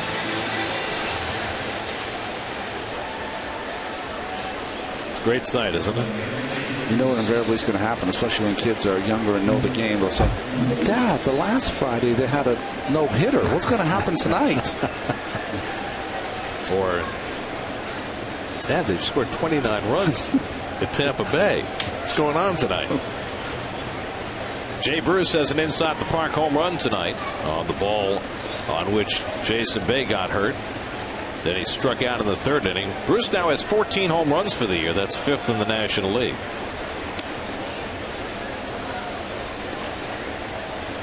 Not a guy you would generally associate with an inside the park home run. Now that's an interesting number, huh? 3rd youngest Red to hit 100 home runs. That's some pretty good company, Johnny Bench and Frank Robinson. He wasn't a teenager when he came out, was he? But he was just maybe barely 20, I believe. He's only 25 now. Yeah.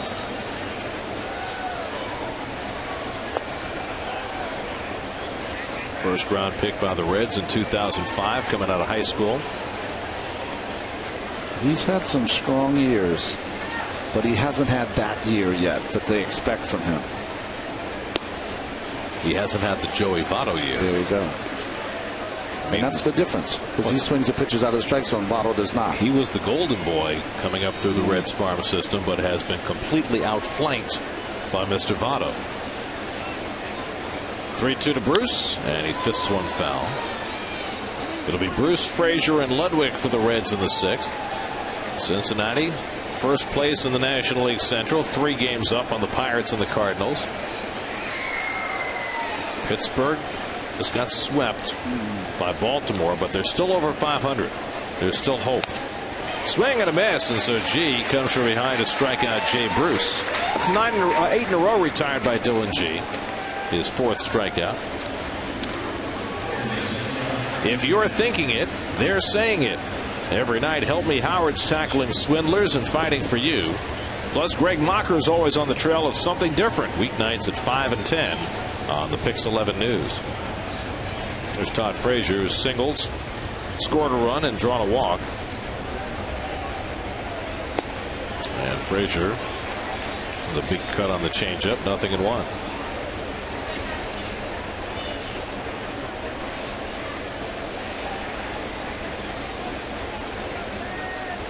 Well, back in the 3rd inning, after G gave up the home run to Brandon Phillips, it did not appear likely that he'd still be pitching in the 6th inning. But here he is trying to get through the 6th. And a fly ball hits the center. Nieuwenhuis one-hands it, 2 out. And that's 9 in a row retired by G.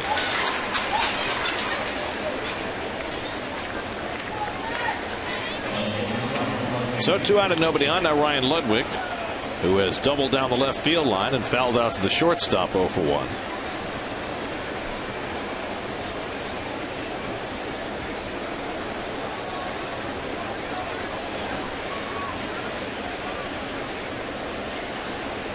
The Mets are in a series that will cease to exist next year. The lone National League series during interleague play.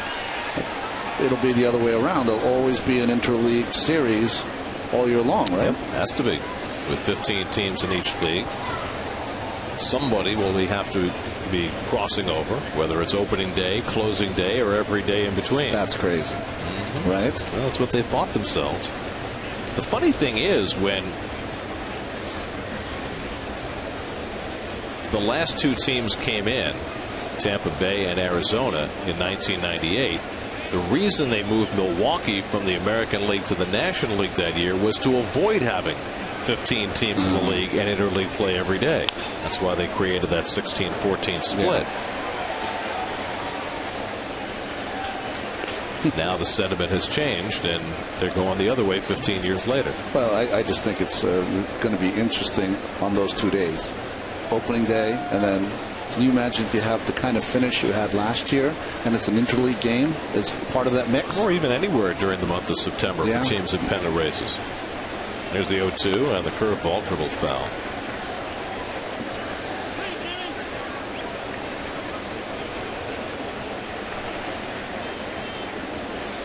Well, the other thing is that, since interleague play began, my contention has been that, the intra-city rivalries are great. Yeah. And the rest of it, I don't think people care much about.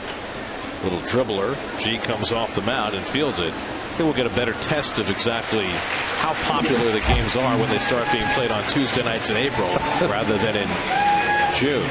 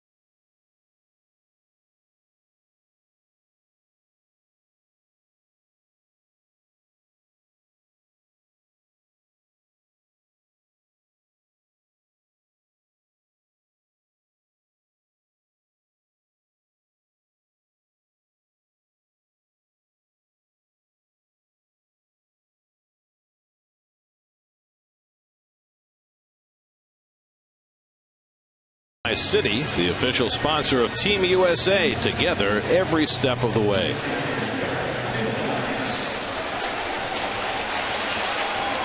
Gorgeous night in New York. Bronson Arroyo has certainly enjoyed it. He has dominated the Mets first 2 times through the batting order. Now the Mets will try the 3rd time around, trailing 4-0 in the 6th. New and Heiss, Murphy, and Wright trying to get something started against Arroyo, who's given up only 1 hit. A 2-out single to David Wright in the 1st. Arroyo has walked 2, struck out 5, looking for his first win since the 7th of May in Milwaukee. New and Heiss has grounded out twice, and Kirk takes a breaking ball for a strike. He's had great command of all of his breaking stuff, the curveball, the slider. That first pitch curveball that he throws to get me over one, not swung at by the Mets so far. And he gets that one over as well. It's a little different look than what the Mets faced the last 2 days.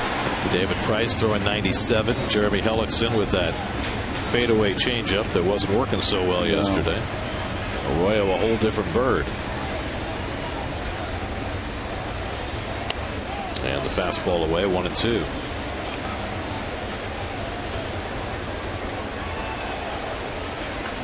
And when you don't score against the Cincinnati starters, you play right into their hands because their bullpen has been that good. Best bullpen numbers of any team in the National League. New and Heiss drives one to deep right field. Back goes Bruce, looking up near the wall, and it's out of here. Kirk Neuenhuis gets the Mets on the board. His 3rd home run in the last 2 games, his 6th of the year. And now it's 4-1. Well, isn't it interesting that in the last 2 days, fastballs inside have been a problem for Kirk? As soon as he came up from the minor leagues, he's starting to make the adjustment. And like he led off the game with on a fastball inside yesterday, another one here from Arroyo that he turns on. Well, Well, yesterday, Nieuwenhuis became the first Met rookie since Jose Reyes to hit 2 home runs out of the leadoff spot. Now he hits another one today. You know, I asked Terry Collins about Kurt Nieuwenhuis and what makes him different than other rookies that have come up. And he said that he is one of the few that he's seen to use all this knowledge that the hitting coaches have, everything that they work on in the cage and in batting practice, and apply it immediately into games. Very rare. Murphy, it's a comebacker, and Arroyo just tall enough to snag it. 1 out. It just shows you, Gary, the kind of power he has. That's a pretty short stroke there. Yesterday on the home run he hit to left center, he was really, his body was out and just had his hands left, and he still had enough power to hit it out to left center. Well, you know, there's an old saying, knowledge is power. Home runs are knowledge and power. That's right. 1 out. Here's David Wright, who had the only hit before the Nieuwenhuis home run. David singled to center in the first, took a call, 3rd strike in the 4th, and the first pitch curveball outside for ball 1. That's the 12th home run Arroyo's given up this year. He's always been a guy who gives up a lot of home runs because he throws so many strikes and pitches in a great hitter's ballpark. When you watch Hannigan as he gives a target, he wants that ball on the inside corner or inside. If you're going to miss with that pitch, miss inside. And that pitch just caught the inside part of the plate. Not a bad pitch. Not an awful pitch. But that's about the 5th or 6th fastball he's thrown inside the Nieuwenhuis in his 3 at-bats, and he made the adjustment. And as a pitcher, then, you make that mental note. How do you avoid the same fate the next time? Well, I think for me, I personally would say, you know what? I didn't make the pitch. He got lucky. Next time he comes up, I'm going to make sure that I get that pitch inside. He is not going to do that again. Jeremy Hefner up in the Mets bullpen. Dylan G has given the Mets 6 innings after getting off to a very rocky beginning. 2-2 now to Wright. Here's Nieuwenhuis, perhaps trying to provide a clue for Ike Davis. Well, he's saying that's a little cutter. It didn't break much, and it's giving, like you said, Ike an idea of what Arroyo might try to do to him. And that stuff's invaluable, right? Oh, it's so good. And you were talking about Arroyo's part or any pitcher's part. What you have to feel is your next time you face that guy, if you have fear that, okay, I threw it inside and hit it for a home run, I'm never going inside again, the hitter senses that also. Wright pops up the slider, and Brandon Phillips standing under it. 2 out. Well, you know, Brandon Phillips has got some mustard on him, absolutely. But you know what? He can play. He backs it up. So no comment from me. So 2 out and nobody on after the Nieuwenhuis home run. And now Lucas Duda, who was struck out and walked tonight, 0 for 1.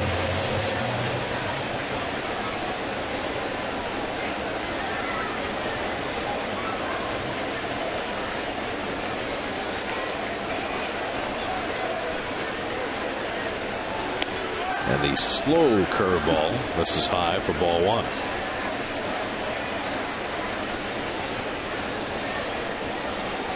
Ike Davis would be next. And Duda hits one in the air to center. Chasing Valdez back, his first chance of the game in center field, and he handles it flawlessly to end the inning. Let's get on the board, though, and that's first run of the game brought to you by Chevy on the web at ChevyOffers.com. Nieuwenhuis for the 3rd time in the last 2 games, going deep. It's 4-1 Cincinnati after 6.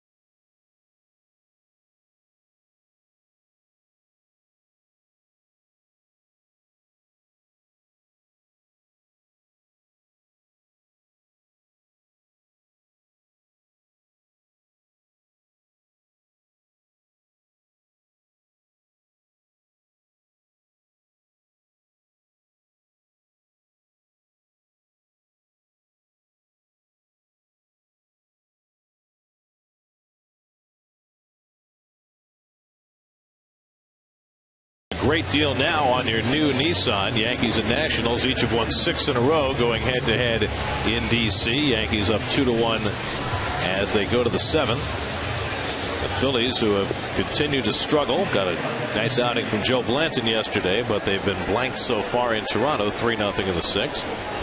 Tampa Bay behind Matt Moore, who's allowed just 1 hit through 5 innings, up 5-0 now on the Marlins. They are in the 5th. Jeremy Hefner comes on to relief of Dylan G as we go to the 7th. Well, Jeremy Hefner, who made those 2 starts and now in the bullpen, not getting a lot of work because of the starters going deep into the game. Ryan Hanigan leads off against Hefner in the 7th. Hanigan is lined to first and grounded to short. Well, Dylan G retired the last 10 batters after finding trouble in the 2nd and 3rd inning and kept the Mets around in this game. And Hefner now on in relief.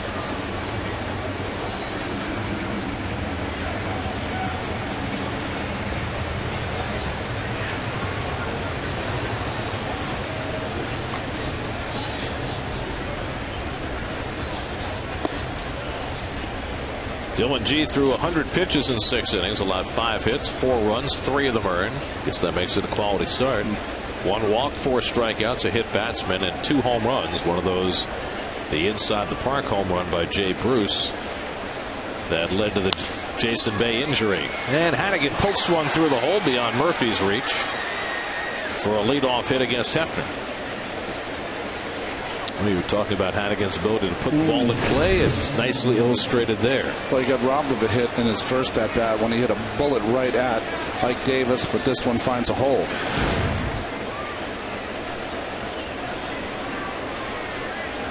So Arroyo can go up there and try to bunt. He struck out in each of his first 2 at bats. He has 1 sacrifice this year. His team up 4-1 in the 7th. And he lays off, and it's outside, ball 1. It's going to be tough for Hefner pitching for the first time in 9 days. Yeah, I think it's hard. You know, the relievers, you know, for you folks at home, really the only work they get when they don't pitch in a game is they go and they throw on the flat surface out in the outfield before the game for 10, 15 minutes, maybe 40 or 50 throws. Right in front of the plate, so Tolle goes to second with it. Gets the force there on Hanigan. Nicely done by Josh Tolle to pick off the lead runner. 2-6 on the fielder's choice.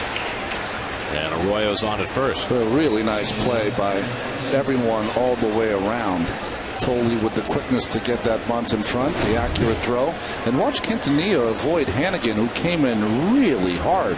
Catches this ball, takes his left leg off the bag to just avoid that hard slide from Hanigan. And Arroyo also did his job by running hard to first to avoid the double play.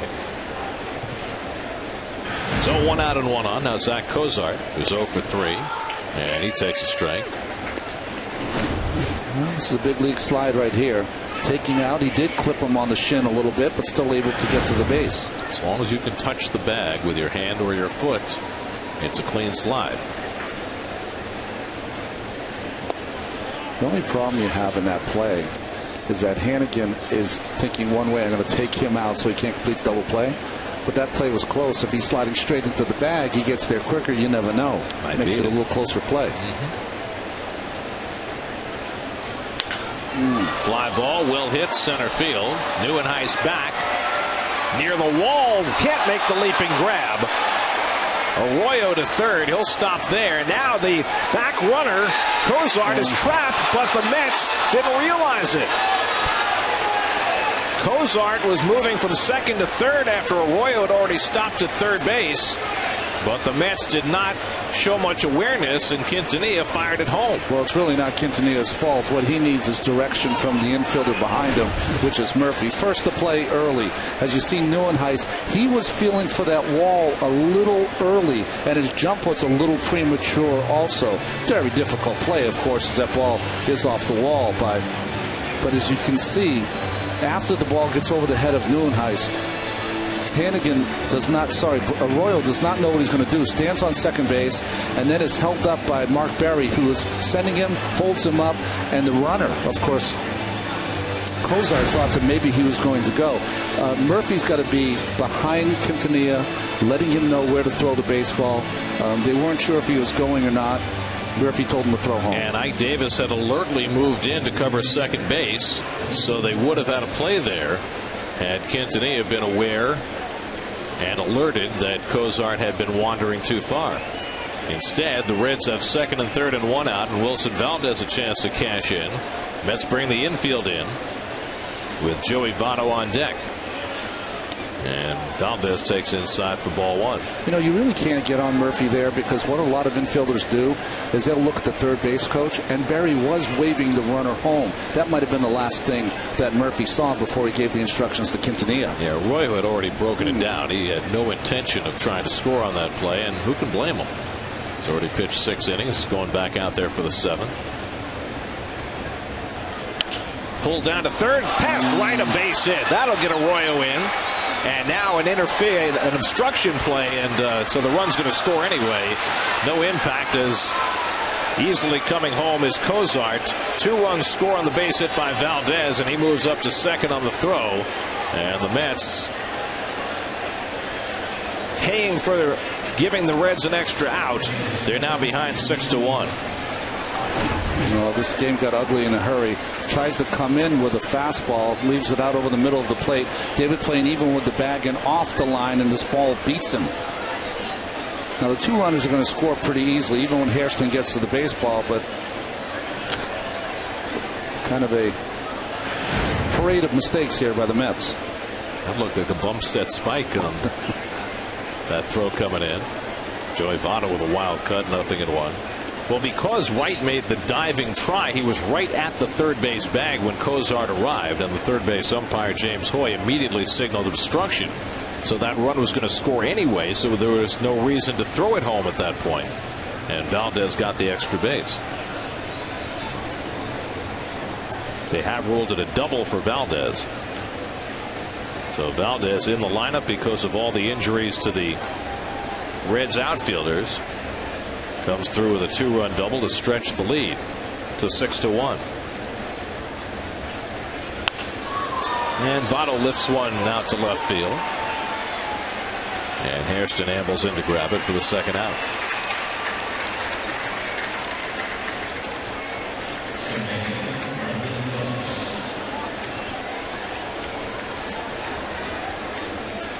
So 2-away.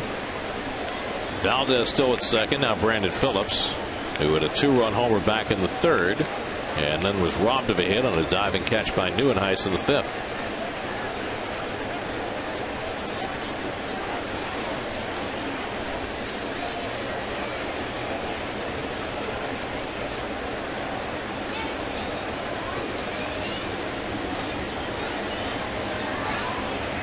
Phillips 1 for 3 on the night. Now has 11 hits in his last 20 at bats, including 3 home runs. That's a hot stretch. Well, right in the middle of that lineup, right? Votto and Phillips. Bruce with that inside to Parker today.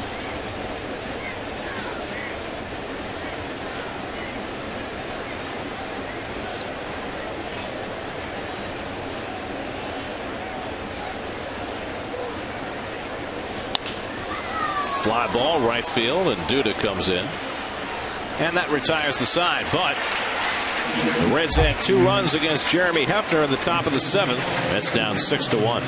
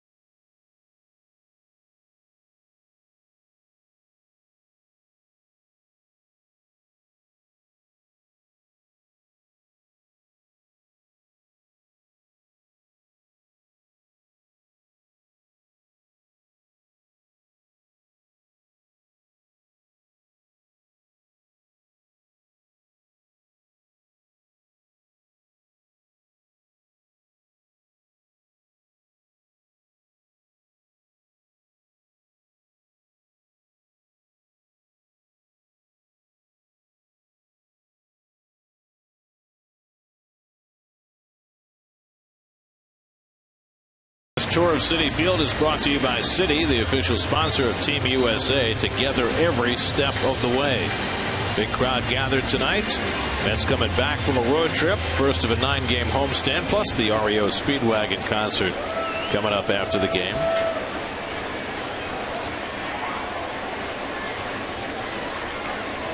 Ike Davis leads off in the home 7th inning and hits one toward the middle. He's got a base hit. So Ike is on base for the 2nd time tonight. He's now got a 6-game hitting streak, and the Mets have just their 3rd hit against Bronson Arroyo.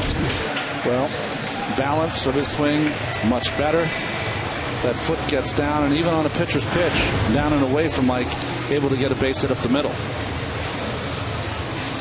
Now Scott Hairston, who has struck out and lined to third, 0 for 2. Jose Arredondo gets up in the Cincinnati bullpen. First man up behind Arroyo, who's up to 95 pitches on the night.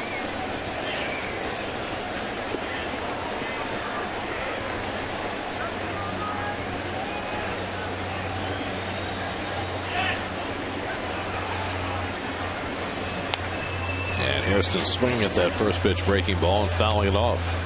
Hairston came in the game in the 2nd inning when Jason Bay suffered a possible concussion, slamming into the left field wall to chase what turned out to be an inside the park home run by Jay Bruce.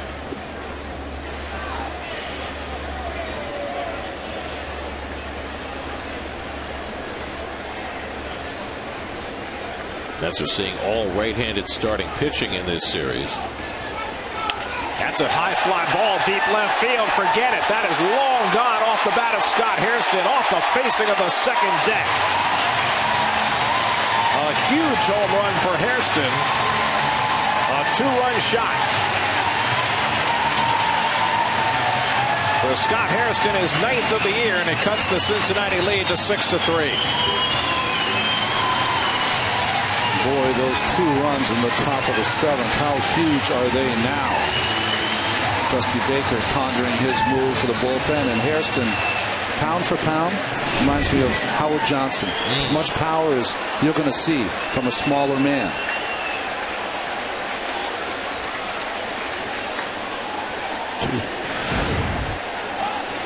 I mean, we've seen maybe a half dozen home runs out of that high to left field since we've been doing the games here. Dusty Baker's going to make a pitching change, I believe. Wasting as much time as he can for Arredondo in the bullpen. And Dusty, who's celebrating his birthday today, makes his way out to the mound. So Arroyo goes 6 innings plus. He'll give up a solo home run to Neuenhuis in the 6th and a 2-run shot to Hairston here in the 7th. He still has a 3-run lead.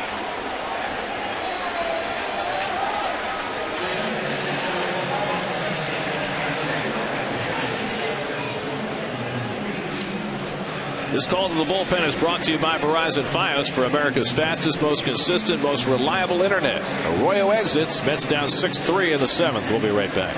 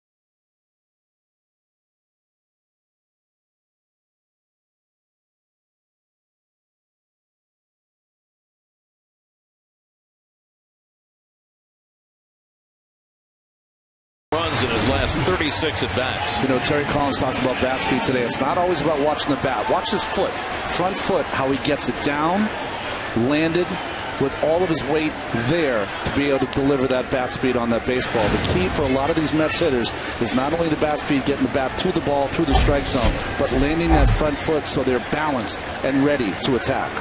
Jose Arredondo having a terrific year in what has been a very solid Cincinnati bullpen. And gets ahead of Josh Thole. Thole is flied out and grounded out 0 for 2. So the Mets with a home run from Nieuwenhuis in the 6th and a 2-run shot from Hairston in the 7th. Now down 6-3. And Thole grounds one out to Phillips. And that'll be the first out of the inning.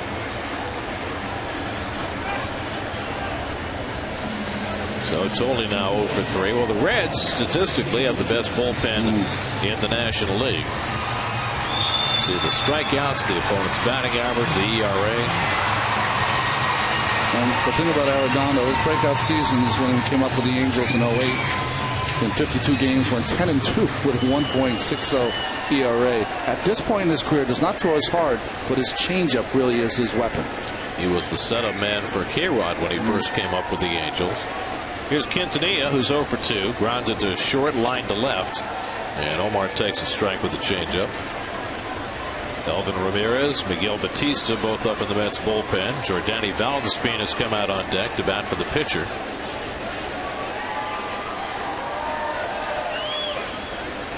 And Quintanilla gets another changeup and misses it. 0-2. Arredondo, now 28 years old, had arm surgery that cost him a year and part of another before he landed with the Reds last year and pitched very well and even better this year. Arroyo threw 96 pitches over 6 innings plus, 3 runs, 4 hits, 2 walks, 5 strikeouts, a couple of home runs. And Arroyo is in line for his first win in better than 5 weeks.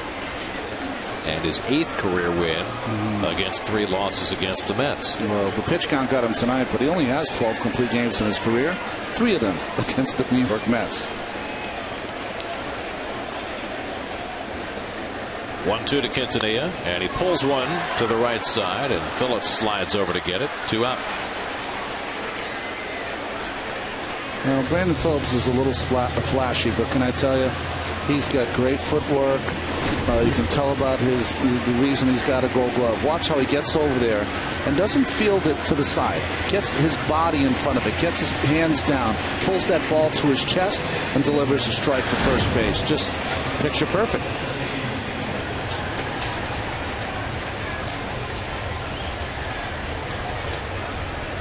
Well, there's a reason they give out the gold. Here's Jordani Valdespin batting for Jeremy Hefner. Valdespin had a good time DHing in St. Petersburg, went 3 for 9, drove in 4 runs in that role.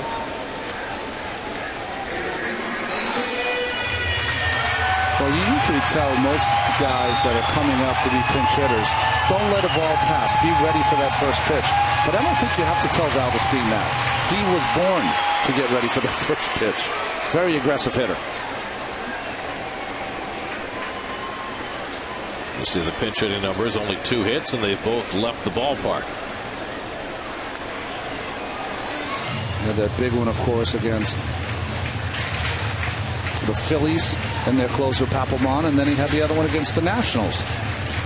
I thought his most impressive at bat, though, was in that first game of the Tampa Bay series when the Mets were in a close ball game, and he cut down on his swing a little bit and had that little single over shortstop to drive in a couple of runs. It was one of those pitches that jammed him a little, and if he hadn't cut down on his swing, he probably would have popped it up. But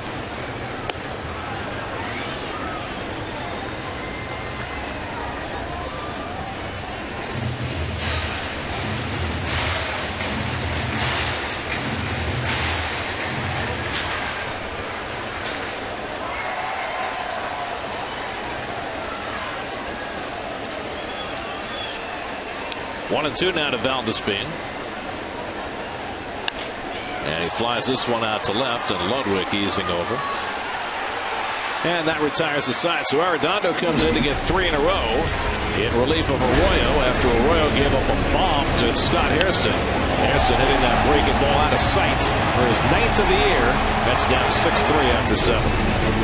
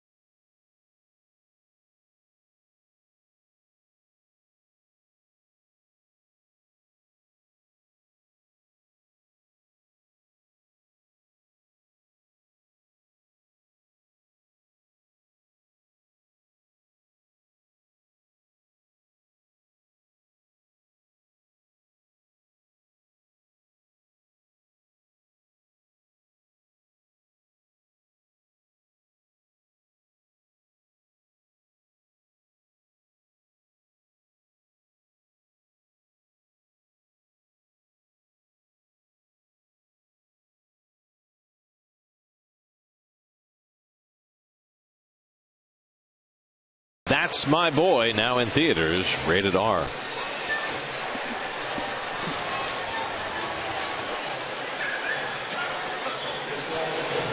Elvin Ramirez will take the mound for the Mets as we go to the 8th inning. Well, Elvin had his first scoreless outing on Tuesday in Tampa Bay as he looked much better, threw some strikes, did a lot of what he was doing down in AAA. It's got to be a certain comfort for a pitcher when he can get into a very lopsided game and just concentrate on throwing strikes rather than the import of the moment. He was kind of shoehorned into a tough spot in that game in Washington when he had to come on in extra innings and took the loss in that game. Here's Jay Bruce to lead off in the 8th inning. Bruce 1 for 3 on the day, hit the inside the park home run back in the 2nd. The Reds have led ever since. They were up 4-0. Mets got a home run from New and Ice. Reds added 2 runs in the 7th. And then Hairston's 2-run homer got the Mets back within 3. Ramirez, the 3rd Met pitcher of the night. Bruce, Frazier, and Ludwig up for the Reds. And a fastball for a strike to Jay Bruce, nothing in 1. These are the shifts work, Gary. You have the infield with a big pull, and you see Nieuwenhuis in center field playing him to left center.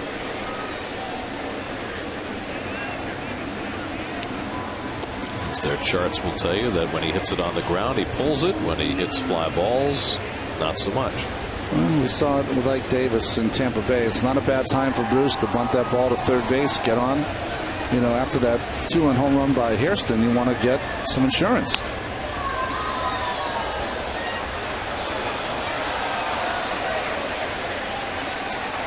Sean Marshall, the left-hander, up in the Reds bullpen. He was closing earlier in the season for the Reds, now working as the setup man for Aroldis Chapman.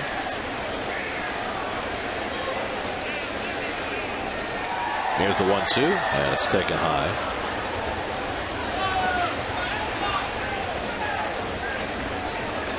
There you see the direction of his outfield hits. But that doesn't include his outs.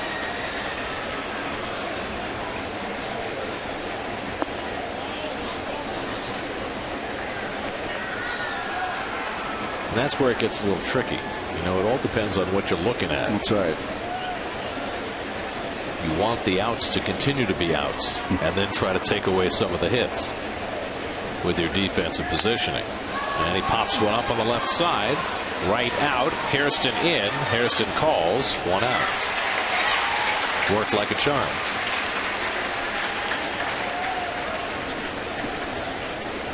So 1 out and nobody on. Todd Frazier coming up. You know, it's interesting when I played and Buddy Harrelson was the third base coach, he set the defense, and it wasn't as mathematical, it wasn't as scientific as it is now. He literally would take, well, I'll say all 7 fielders out there and tell them no to what to do, where to move by hand gestures. Come on in, move over, move left, move right, all of those different things.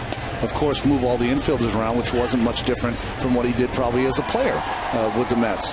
And then there was Straw. Really, he didn't tell him anything. Just said, you're good where you are. That's why the grass got brown in that one spot in right field. Well, I mean, Buddy was basically doing the same thing that the infield and outfield coaches are doing today, but he was doing it more by instinct and by knowing the players by feel rather than using computer projections. And he'd also know what the pitcher had that day. Let's say Sid was pitching that day. He knew Sid had a good fastball, so he might tell his outfield to shade to the opposite field. They weren't getting around on Sid's fastball. Those are the kind of things that Buddy took from the field to the coaching ranks and was able to give to the ball club. Frazier's 1 for 2 and a walk tonight. Ramirez has fallen behind him 3-0.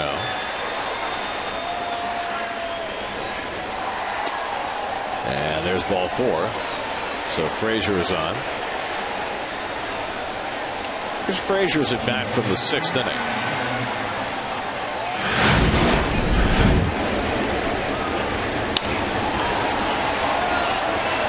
Todd is from Tom's River, so his dad is here at the ballpark, and we were talking about fathers and sons earlier, and nobody knows Todd's swing like his dad. Oh my God, that's a little scary. It reminds me of my pops.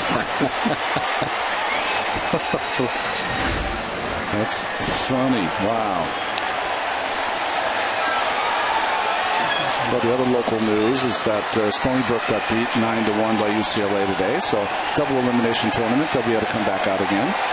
Hey, just being in the College World Series is an enormous accomplishment for the Seawolves of Stony Brook. Yeah, great story.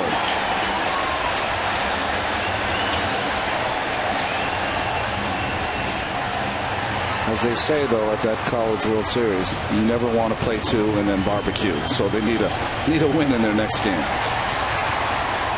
I mean, they are new enough to Division I. Correct me if I'm wrong. When Joe Nathan played there, they were a Division II school. That's right. And Joe Nathan, of course, has big part of that resurgence of that program. Of course, Joe was a shortstop at Stony Brook. He wrote them a big check that they were able to upgrade all their facilities, and it's one of the reasons they are in Division I. Joe, just one of the stand-up guys in the game. That's why they call it Joe Nathan Field now. Well, they won 53 games this year, which is extraordinary for a Northeastern team. Here's the 1-1 and a pop foul off the right side. I mean, it's simply a fact that when you play in the northern climates, you don't play as many games as those teams in the South or in California. You're lucky to play 50 all year, and you have to remember that a lot of these Northeast teams, they'll go to Florida for 2 weeks, and for the most part, they usually take gas while they're down there because those teams have been playing for a long time, and you're just getting your feet wet, but certainly not with the Seawolves. Well, it really is an extraordinary story. 1-2 to Ludwig. And Tolley knocks it down. 2 balls, 2 strikes.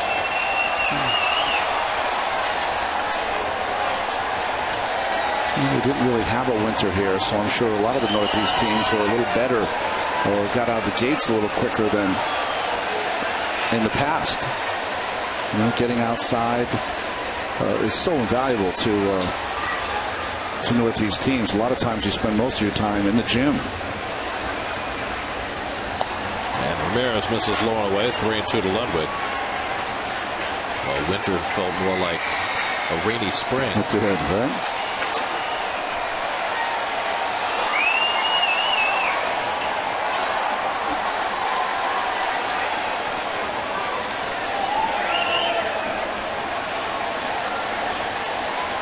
Frazier at first and 1 out. 3-2 to Ludwig. Not going, and Ludwig down on strikes. Elvin Ramirez throws it by him for his first strikeout. 2 out of the inning.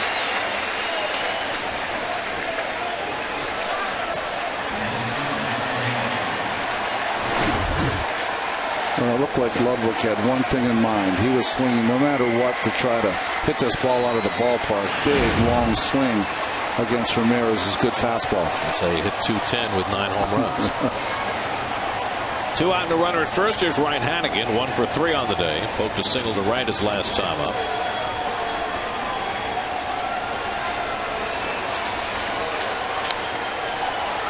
Ryan Hannigan, who played at Rollins College, one of those Florida schools that those Northeastern teams go down to play. Was it Rollins or Stetson? We used to play both those schools. One of the classes was water skiing. I said, you know what? I went to the wrong college. Well, all I know is Rollins College is the alma mater of Chris Russo. Oh, it is? Okay. So, maybe so. Off the plate, 1-1. Also the alma mater of former Reds GM Jim Bowden. Oh my God, I can just imagine Chris's accent down there in Rollins, Florida. Or anywhere else. Steve Balboni, Bye-Bye Balboni went to. Is that right? I believe so. Rollins or Eckert? It's a big man for I better get school. that right because he's a big guy to get it wrong. Taken inside by Hannigan, 2-1.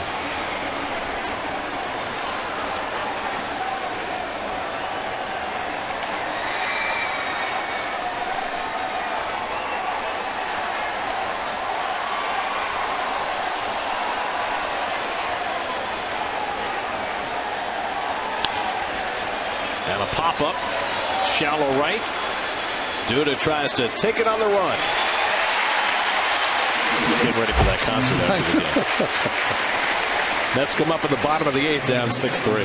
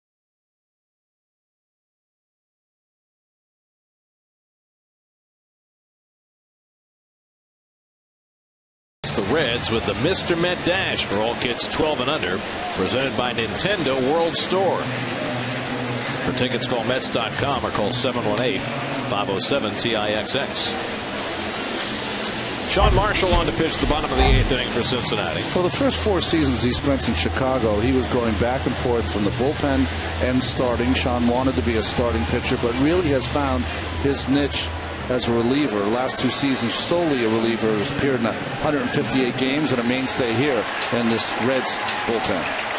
His closing games earlier in the year saved 8 of 9 before being supplanted in that role by Aroldis Chapman.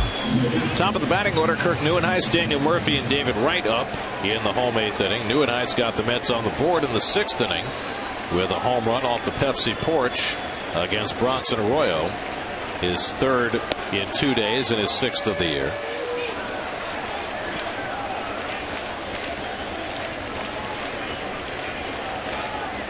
Jose Arredondo pitched a 1-2-3 7th. And now Marshall pitching in the 8th. And a ground ball hit to third, and Frazier's got it. Neuenhuis retired, one away. Now Daniel Murphy is 0 for 3. Line to right, fly to left, and hit a comebacker.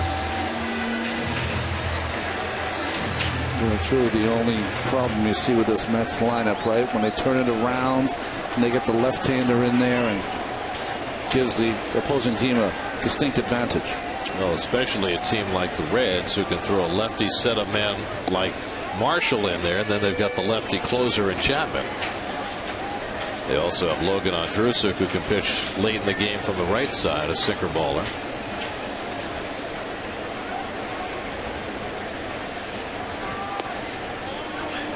A ball and a strike to Murphy, who has just 6 hits in his last 48 at bats. As Terry Collins exclaimed, he said, "I didn't know Daniel Murphy could go into a slump." I do find it interesting, though, that Terry was trying to address that when Murph starts to struggle, he's a perfectionist. He's a guy that really loves to tinker around in the cage. And when he's struggling, he really starts to work on doing a lot of different things, which sometimes can put him in a deeper funk, a deeper slump.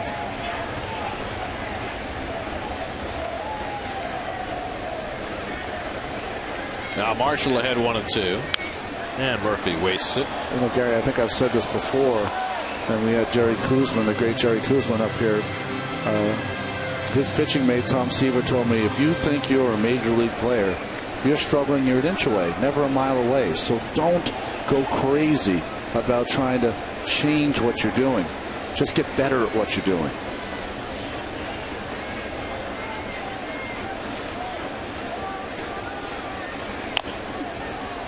It's a very, very simple game, even though it's very difficult to do. The simplicity of it is if you are a pitcher, you throw strike one. You get the first out. All ones are important for pitchers. Well, for a hitter, you get a pitch you can handle and drive it. And that sounds easy. It's not. It's very, very difficult. But most hitters, when they struggle, and Murph included, you start to chase pitches that are out of the strike zone. You don't give yourself a chance.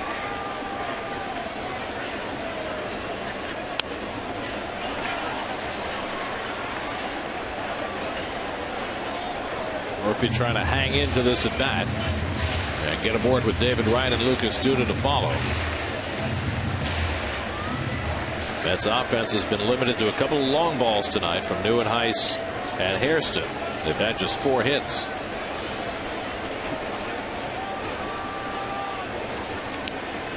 Seventh pitch of the at bat to Murphy, and the breaking ball fouled off again.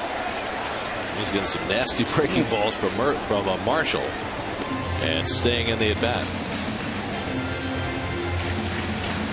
Sean Marshall spent his entire career with the Cubs before he was traded this past winter in the deal that sent Travis Wood to Chicago.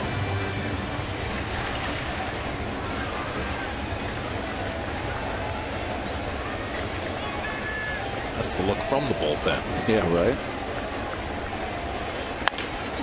And it's bounced down to first, and Votto will take it himself. 2 out.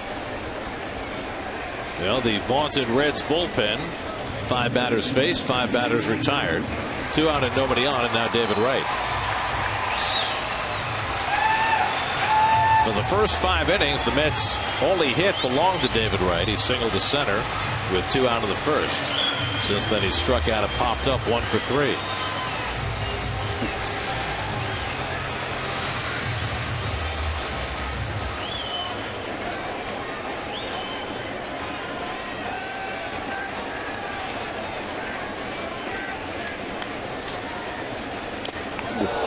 Got him. And Wright gets nicked by the pitch, and he's aboard. 2 outs. Votto got drilled. Just saying.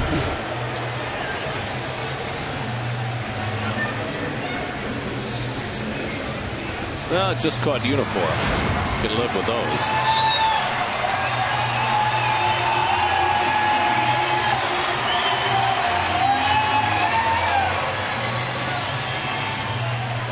So the Mets have a 2-out base runner. And now Duda, and Logan Ondrusek starts to get ready in the Cincinnati bullpen with Hairston 2 batters away. But right now it's the lefty Marshall with Duda at the plate and Davis on deck. Duda 0 for 2 and a walk.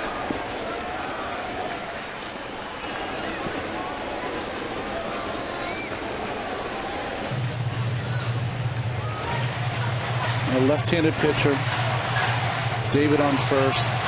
You would assume that David's going to leave that hole open, not be stealing here. You want Duda to try to jump Marshall.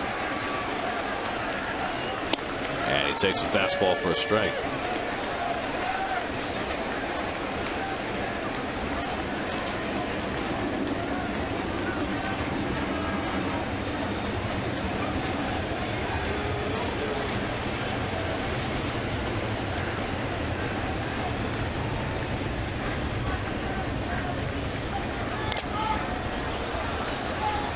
Quickly, Marshall ahead on Duda, 0-2.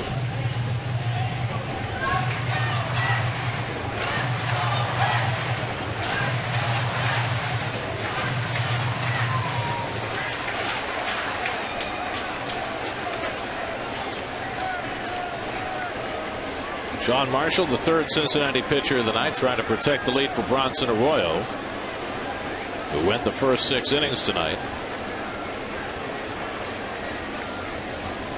You have a pretty nice air of confidence if you're a Cincinnati starter. Yeah, right. And you would trust your lead to this bullpen. And Duda takes strike 3 call. Got him looking at a fastball. And the inning is over. So Marshall has his first strikeout. Mets are done in the bottom of the 8th. On we go to the 9th. 6-3 Cincinnati.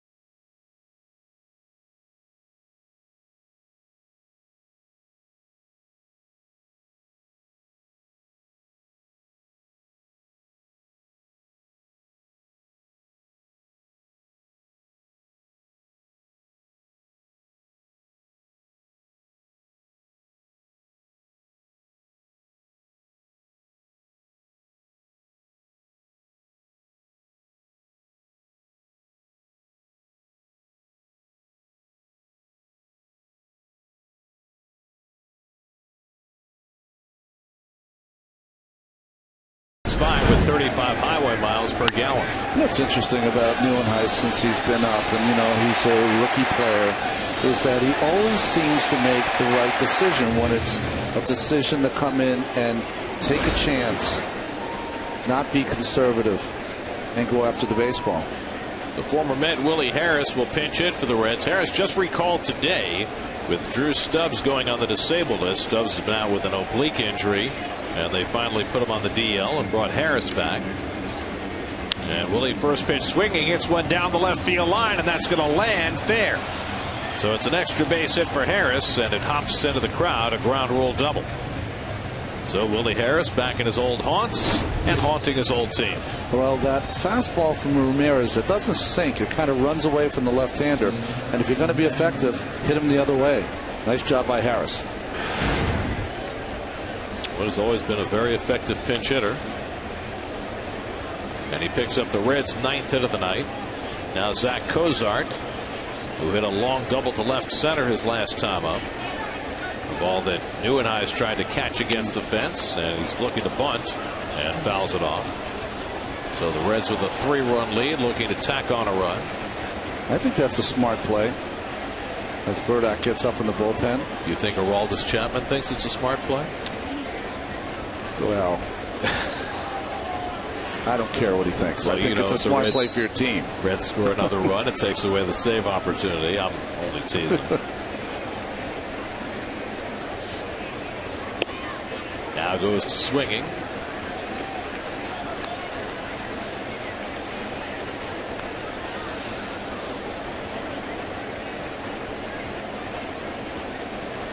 Reds with 9 hits tonight, 1 from every spot in the batting order. That's a rarity. Wow.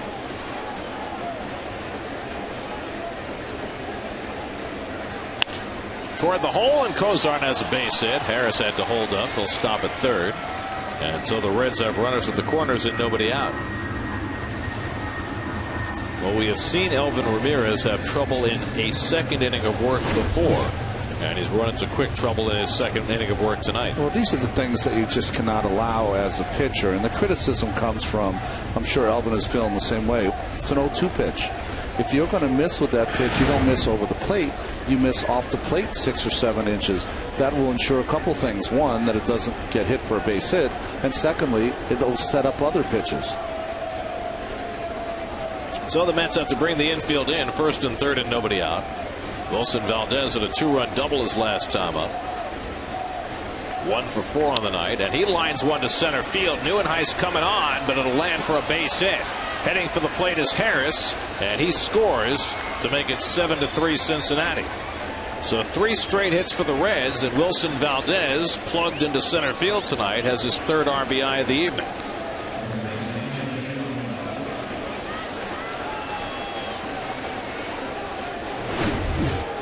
Well, it's almost like you can't get a pitcher up in time. It happens so quickly here against Ramirez. A first pitch slider, decent pitch away. Good job by Valdez getting the better part of the bat on the ball. And Harris had to wait to see if Neuenhuis was going to make the shoestring catch. When he didn't, he scored easily. Now Joey Votto bats with 2 men on. Votto 1 for 3, a double back in the first inning. Then he got hit by a pitch in the third. And he takes the breaking ball down for ball 1. Well, the Mets, after thrashing the Rays, having their problems tonight. The Rays, on the other hand, they've rebounded quite nicely. They lead the Marlins 11-0 going to the 8th inning, and Matt Moore has allowed just 1 hit over 7 against the floundering Marlins. Sorry. Fastball call, strike 1-1. Well, this is certainly, as you see Phillips on deck, not the matchup he wanted to see here in the 9th inning. Ramirez, no outs, couple on, facing Joey Votto. That's a nice test for Elvin, if nothing else. And Votto strokes 1 foul, 1-2. Votto's double in the first inning was his 28th of the year. Wow. We've played approximately 40% of the season. Is that a pace for 62 or something? Look at his numbers recently. He has just been scorching. Fouls back the fastball. You know, when you look at Joey Votto, you say to yourself, okay, what makes him, such a good hitter? One, he's incredibly strong. He has an incredibly short swing for a power hitter. He hits in a beautiful ballpark. We talked about that before. He doesn't swing at bad pitches, or very rarely does. And the other thing is that he is up the middle or even to left field first. He'll pull the ball, of course, on you. But for a power hitter, he doesn't think of pull. He thinks up the middle.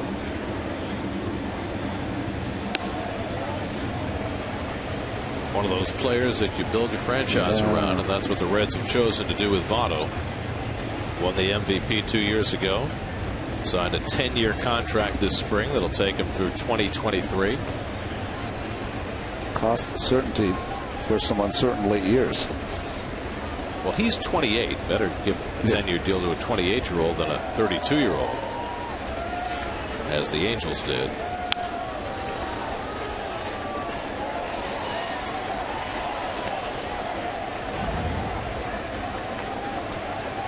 talked about Votto's deal, 10 years, $225 million. We mentioned Brandon Phillips. He got a 6-year contract. Well, you got to sell a lot of Skyline chili, right, to take care of that. Whew. Swing and a miss, and Ramirez strikes out Votto for the first out of the inning. So he wins that test.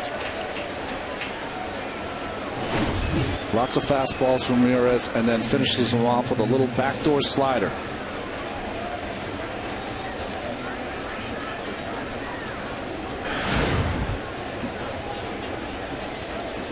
So 1 away, 2 men on for Brandon Phillips, who hit a 2-run homer back in the 3rd inning.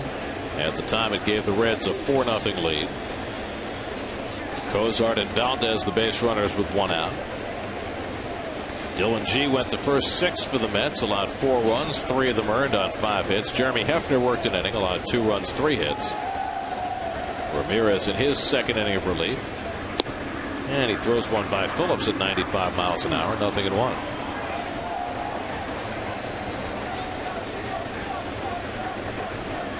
Jay Bruce on deck.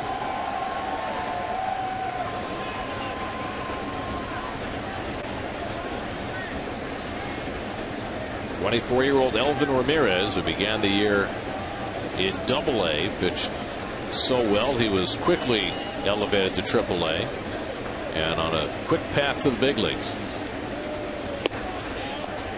He was not on the 40-man roster when spring training rolled around. So the Mets had to make a calculated decision to put him on the roster because, you know, once he's on, you want to keep him on. Yeah.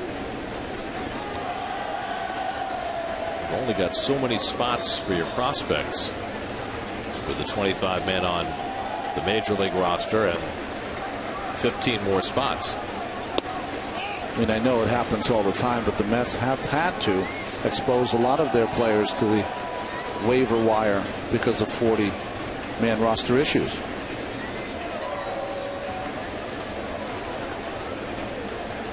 And so far, the only player they've lost in that process is Chris Schwindel.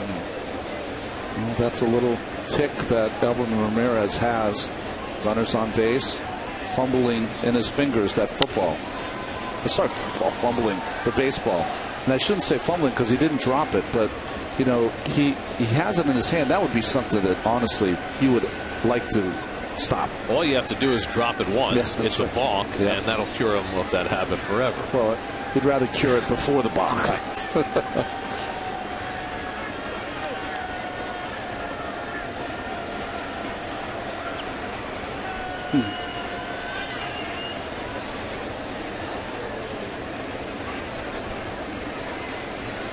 Now the 2-2 to Phillips, and a ground ball past the mound right at the bank. Quintanilla steps and fires for the double play, and the inning is over. 6-6-3 on the double play. The Reds add a run, and they'll take a 4-run lead into the bottom of the 9th at Citi Field.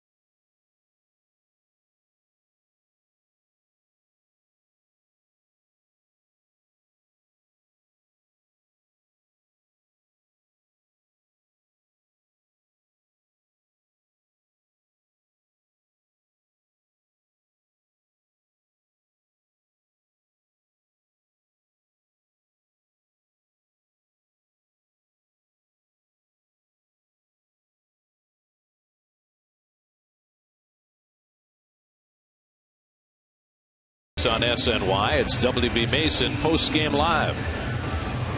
We go to the last of the ninth inning at Citi Field. Mets down 7-3, and the fireballing left-hander Aroldis Chapman is on. Well, again, the strikeouts to innings pitched before this season.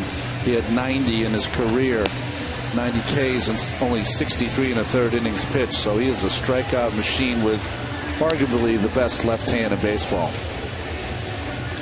He's had 27 appearances this year.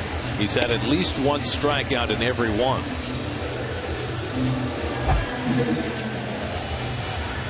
Major League record for consecutive relief appearances with at least one strikeout is 39, which was set by Bruce Sutter with the Cubs in 1977 when people were getting their first look at that split-figure fastball.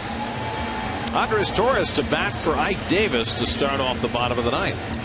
Well, this is my opinion. I could be wrong. I think what is happening here, you got a pitcher who throws 100 miles an hour that is literally unhittable against other left-handed hitters. You got Ike Davis in a good, on a better roll now, his best roll of the season, and you don't want him to go backwards. That's what I think Terry's doing here. Loss's plan has been to play Torres against the lefties. That plan may be amended. He may be getting more playing time now if Jason Bay is out for a considerable length of time. And if we remember right, it was the at-bat Ike had against Chapman where he stepped in the bucket the most of any at-bats he's had this season. So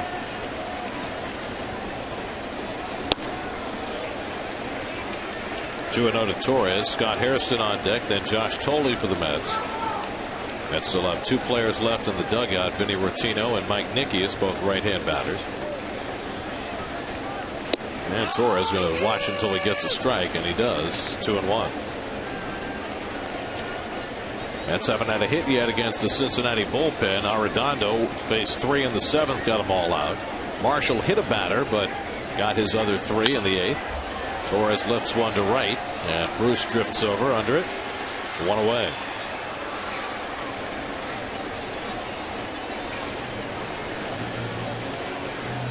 So 1 out and nobody on now. Scott Hairston the batter. Hairston has provided the biggest blow for the Mets in this game. A 2-run homer off the facing of the second deck in left field. Hairston now has 9 home runs in a part-time role. He's 1 behind Lucas Duda for the club lead.